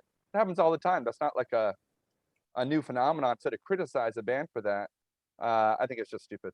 It is. And I want to ask Steve before he has to bounce. And again, this is Baltimore time, I guess we're on. Because I will ask everybody this at the end, which is I do when fans come on, your favorite piece of memorabilia. So Steven, just in case if it's a long story, do you have a favorite piece of memorabilia? Yeah, I will. I was kind of anticipating this. So memorabilia, like physical stuff, but I like to talk about a memory more. Physical stuff, I'd say I got the lithograph and shirt from Tokyo a few years ago. The Godzilla lithograph, and it's the samurai swords and Rose's bullet logo on the shirt with the kanji on the back. So that's probably my favorite physical. But yeah, I thought it'd be fun to share. Just kind of give like one fan's perspective, or inside perspective of a short experience. Like one time we were living in Portland, Oregon, and we were up in Seattle. We were actually, my son was flying in, and so we were waiting for him. And we were my wife and two daughters. We were downtown at the Seattle Center, which is where the Space Needle is and stuff. And the girls are playing. I got to go take a leak, and I go into the Pop Museum. That's the Seattle Pop Culture Museum, I think it's called now. Anyway, I go in, I go to the restroom, walk out, and I kid you not, Duff McKagan, Susan McKagan, and their two daughters are like walk right by me. And I was like, holy crap. I had just seen Duff on his solo show when he was promoting his solo album. And so I was like, I said two things to myself. I said, don't chicken out and not say hi, but also don't be like, if anybody remembers the Chris Farley show where like Chris Farley would have like Paul McCartney, like, do you remember writing Hey Jude? Yeah, Brando and then posted he'd something say, about that. Yeah. okay, I didn't see that. See that? That's me doing an interview. So Jerry Cantrell, do you remember that time you were in Alice in Chains? That was awesome. That was awesome. That was awesome. Why did I say that? Why did I say that? So, I get nervous, and I'm like, I'll ask, I dare ask Richard Fortas a GN'R question. So stupid. So, that's me, Chris Farley. Like Chris Farley. Well, Brando, I can relate. Let me say too, like that's probably why I love your podcast. I'd say that, and you keep it positive about a band that we've all seen. We've already talked about, some of the negativity. So thanks, thank you for being that, because it always makes the podcast fun and interesting. But you're both informative and entertaining, I guess.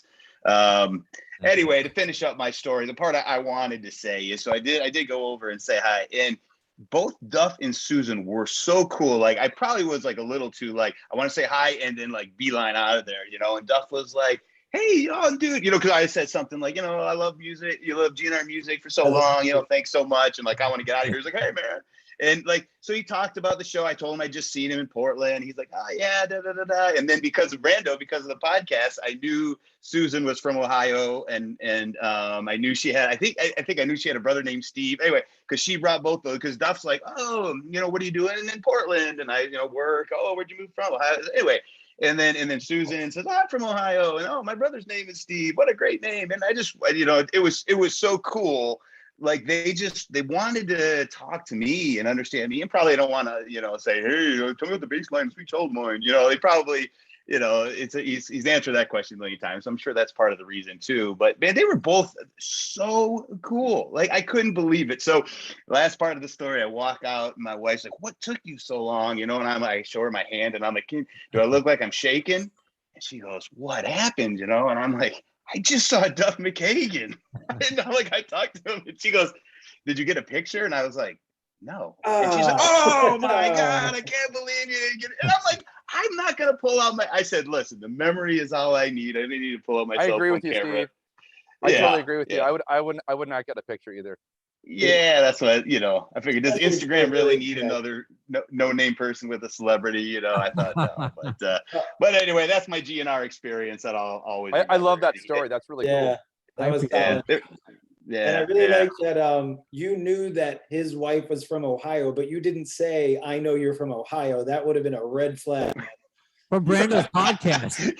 It's funny. I did say, maybe this was, I said, oh yeah, I did hear that on the Appetite for Distortion podcast. I did say that to her, because I said, yeah, so good or bad, Brando, I'm That's not cool. sure, but That is yeah, fine. hopefully it was publicity. But you know what? I felt so comfortable with them, and I would have never thought, like I'd be in a situation like that and have multiple sentences spoken both ways. I bet we talked for 5 minutes, and That doesn't so surprise me. probably something he'll never Yeah. remember, but he probably forgot as soon as it happened. I'll never forget, and they couldn't have been cooler, really. That's cool. Well, this conversation was a little bit longer than Duff's. Steve, I know you got to bounce. I do. Thanks for your time, buddy. Thanks, Brando. I appreciate it, it. Mike and Jay. So nice to meet you guys. Absolutely, Steve. And, It's a pleasure. yeah. Take care. Thanks, Brando. Keep up all the great work, man. It's fun. Yeah. I'll follow up with you after the episode. I'm going to keep these guys just for a little bit more of an encore, but not too much longer. All right. I'll see you guys. Bye, Thanks, Steve. Brando. Take care, Steve. So we were talking about, Hard Skool's out. We hear it live, and it's just like, what do we look forward to next? I mean, we can pick apart the show with little things here and there, but we're not those kind of fans. Like it seems like we all had a great time. Are either of you? I mean, people are already joking about me, walking into my 4th show like a Vince McMahon or something like that. Like I know the score. I don't know if this is gonna be a 4th show for me in this leg. I will say this is what's great about marrying somebody who loves to travel. Although I need to update my passport. She's like, we should see Guns N' Roses in another country. I was like, That would be awesome. yeah. I mean, I've seen them in Ottawa, Canada, but I don't know if that Well, counts.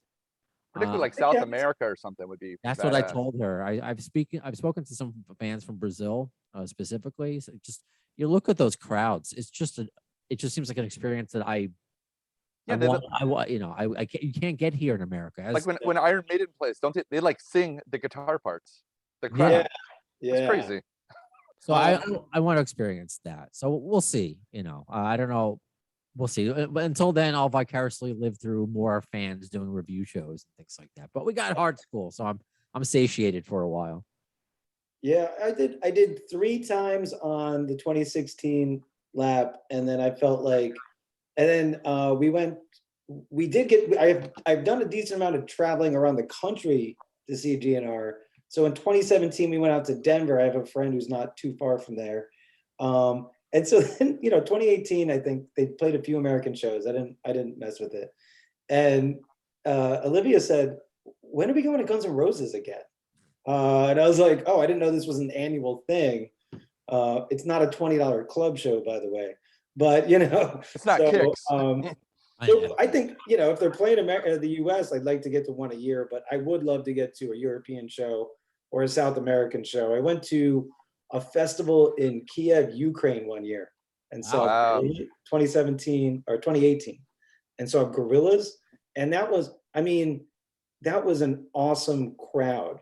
Beers were $1.25, number one. They didn't make you buy a shot with them. They sold like That's surprising, actually. Right. There's potato vodka or something. Fresh vegetables that you bought like by the pound to just eat there. That was festival food.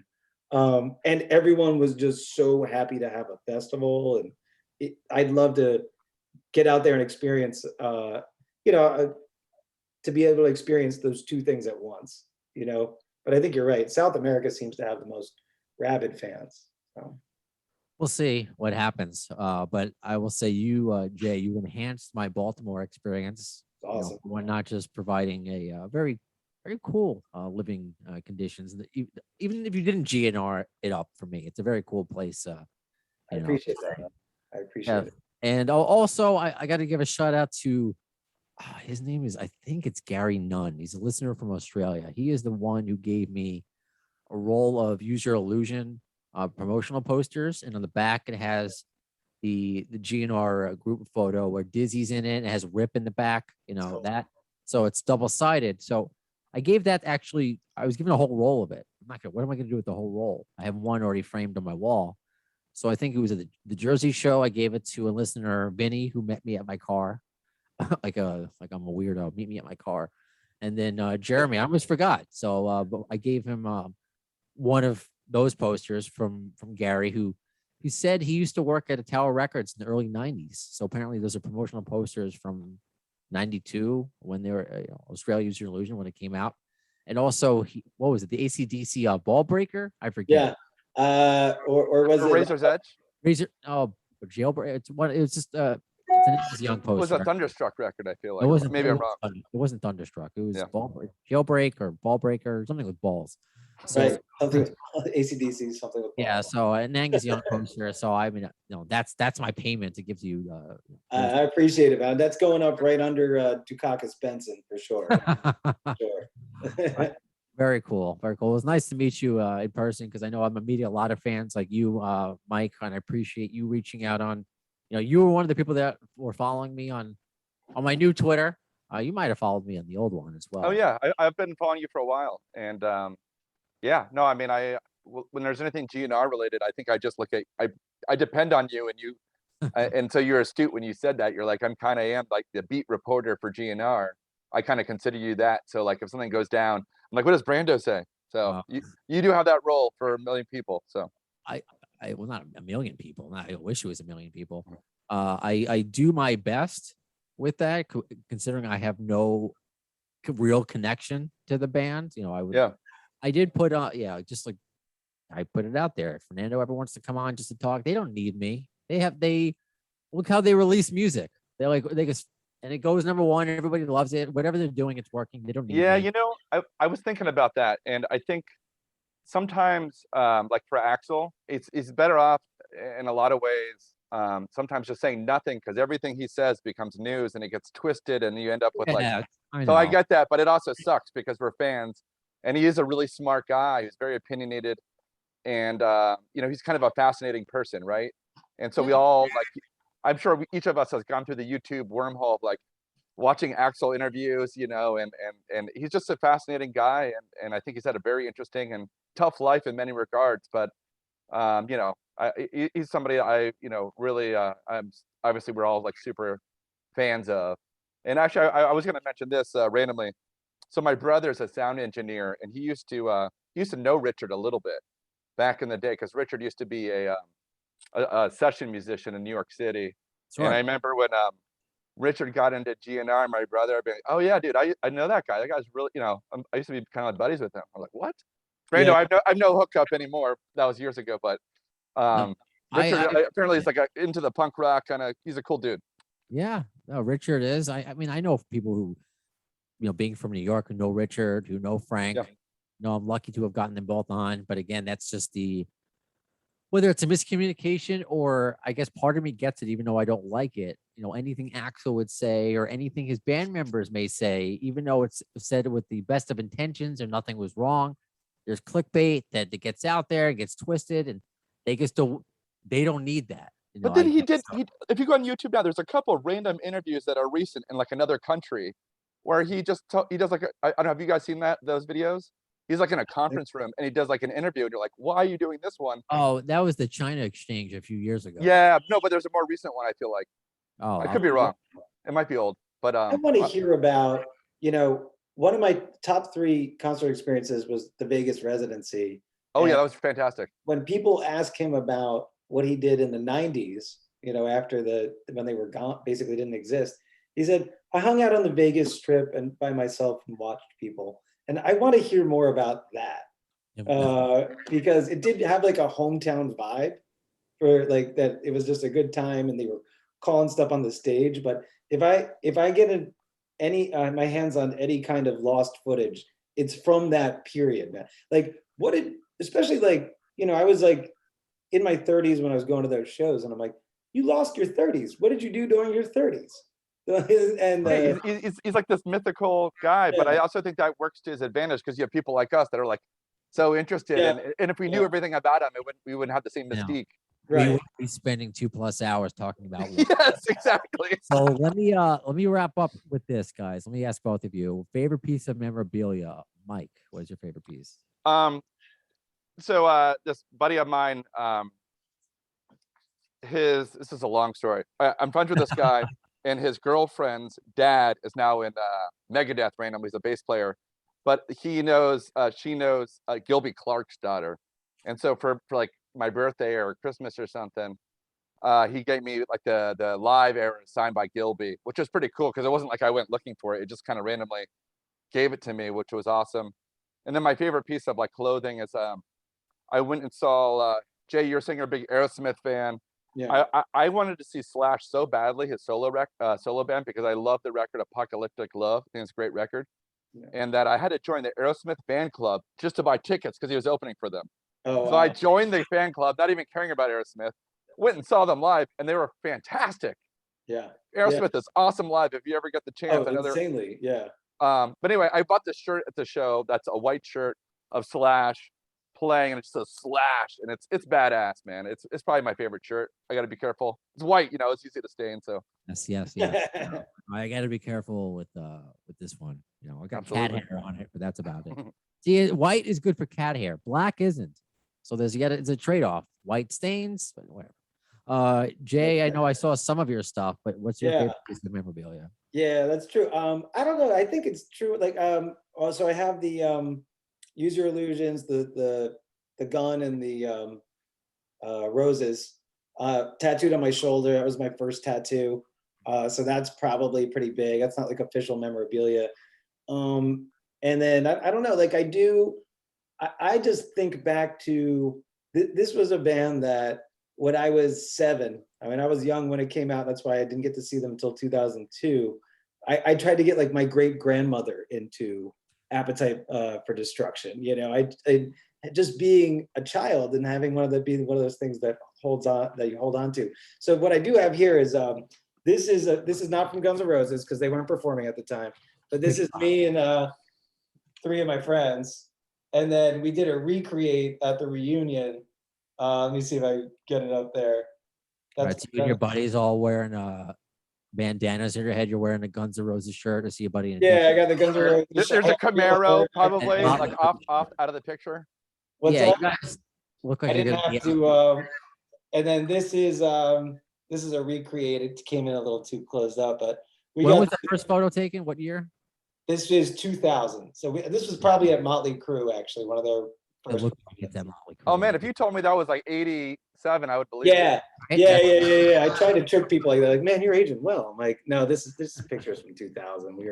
We were cosplaying, man. But you know, it's something that we kept up, and I got to do a reunion show with them, and you know, it's just fun that it's one of those things I could trace back, like, you know, like if you go back to your childhood home or something, you know. That's yeah. Oh, that's cool. GNR, That's- dude, bringing people together. Yeah. Well, I mean, this podcast is case in point, isn't it? You know, I get a listener who's sending me Use Your Illusion posters, one that's offering me an Airbnb. You know, this is just, well, it's not just about me, but it's the fact that like I'm connecting to people in different cities and different countries, and we're all meeting here. You know, I wouldn't get to speak with you. I wouldn't know you guys, Mike and Jay and you know, Steve, but we're all meeting here, you know, attending Hard School. Right. All rolling in Hard School. In lower So- education. The lower education. Like that. This one's about lower education. Yeah. Oh, so, You're so, listening to, what do you say? You're listening to GNR Light. yeah, WGNR. Yeah, WGNR Light Rock. He goes that, yeah, he likes to joke about songs that have, you know, that are kind of depressing lyrics about, you know, how it's Like up to him. absurd. Yeah, he's like, it's like it's up to me to lift your spirits, you know. And here's another, you know, a light melody, and you know, from WGNR, and he goes into You Could Be Mine. So I would love at some point to talk to somebody at Rockstar Games when Axl was the DJ for Grand Theft Auto, because he talks like that sometimes. He talks like a DJ, and I don't know, maybe he loves old school radio. Oh, by the way, if you go to my new Twitter, speaking of old school radio at the AFD podcast, I retweeted somebody that this was Casey Kasem on the radio back in 1980, I guess 88, introducing Sweet Child of Mine on his top 40, talking about this band just dropped an album a year ago. That's awesome. Like, I love that stuff. do yourself a favor, not just, you know, find it on my Twitter, follow me and all that stuff. Listen to it. It really is. It's wow. It's That's a piece pretty of awesome. There's something that I was thinking about today that no one's talked about, I don't think, on your podcast, and maybe they have, but when I was a kid, this Dirty Harry movie came out called The Deadpool, right? Yeah. And like Welcome to the Jungle's in that movie, and that was like, I remember seeing that, and like Guns N' Roses are in the movie. Yeah. You know what? That reminds me. I should get somebody from that movie on and to talk about it. That's a good idea, because was that when Jim Carrey was singing along to Welcome to the Jungle too? It could be, yeah, it could be. And it's like 19, yeah, the movie Yeah. came out like 88. So it's like, I've never seen the whole movie. I've seen clips of it, but no, that's a good idea. I'm gonna look into that to see if I can get somebody who worked on that movie to come on the podcast. So awesome. You guys are great. Now I go from doing a GNR podcast. Now I have to go work on Keith Sweat's radio show. hey, nothing wrong with Keith Sweat, dude. Yeah. Nothing at all. So I'm gonna go to Hard Skool to baby making music I was All gonna right. tonight. But say, the children. thank you guys. This was a lot of fun. We're gonna do Cheers, more, review episodes. I'll see. I'll put it out there. So follow on social media. And I'll say a couple episodes to look forward to. I don't know when they're gonna happen yet, but I know Arian Bueller, who does a lot of lithographs, he's coming back on. Cool. We've had him on a few times actually, and maybe he'll do it like how I'm getting more creative with these Zooms. I asked him to see if he can do it in like his studio where he has a lot of his photos up and stuff like that. Awesome. And I also asked Mark Cantor the same thing. See if Oh my God, that would be amazing. he's been on once or twice. I know once with Jack Lou, I forget, but I asked him, what's that? Oh, have you guys subscribed to that thing that he's doing? The Reckless Road, whatever like it's a No. Patreon, right? I'm aware of it, obviously, and that's what we're going to promote. And Yeah. I think I always say, I have a podcast. I don't listen to podcasts. I don't know. I mean, I'm doing working, I'm listening to audio, I'm watching horror movies. Yeah, dude, you got to draw the line. I get When I'm it. driving the 4 hours, I'm not listening to podcasts. I'm listening to Guns N' Roses and music. It's just, Yeah, it's- amen. But I asked Mark, who has been on before, and we've been talking for a bit, if he can do it, a Zoom from the famous Guns N' Roses, chair. Oh, the booth at Cantor's? Yeah, he's like, well, I can either have to get a laptop or I have to move the desktop over there, or I can do it on my phone. Dude, I will fly out to LA and phone. help him do it. Do it on your phone, bro. A lot of people, Zoom with me on their phone. So, be on the lookout for that. Be on the lookout for more reviews. Again, best way to keep the conversation going, to keep up to date with Guns N' Roses news as best as I know it, and just anything going on with the podcast is social media, Facebook, Twitter, Instagram, email if you would like. I'm still working slowly but surely in Doug Goldstein's book. Again, thank you guys. When you're going to see the next episode, though, I don't know what it's going to be, but it's going to happen. We're over 300 episodes in, no end in sight.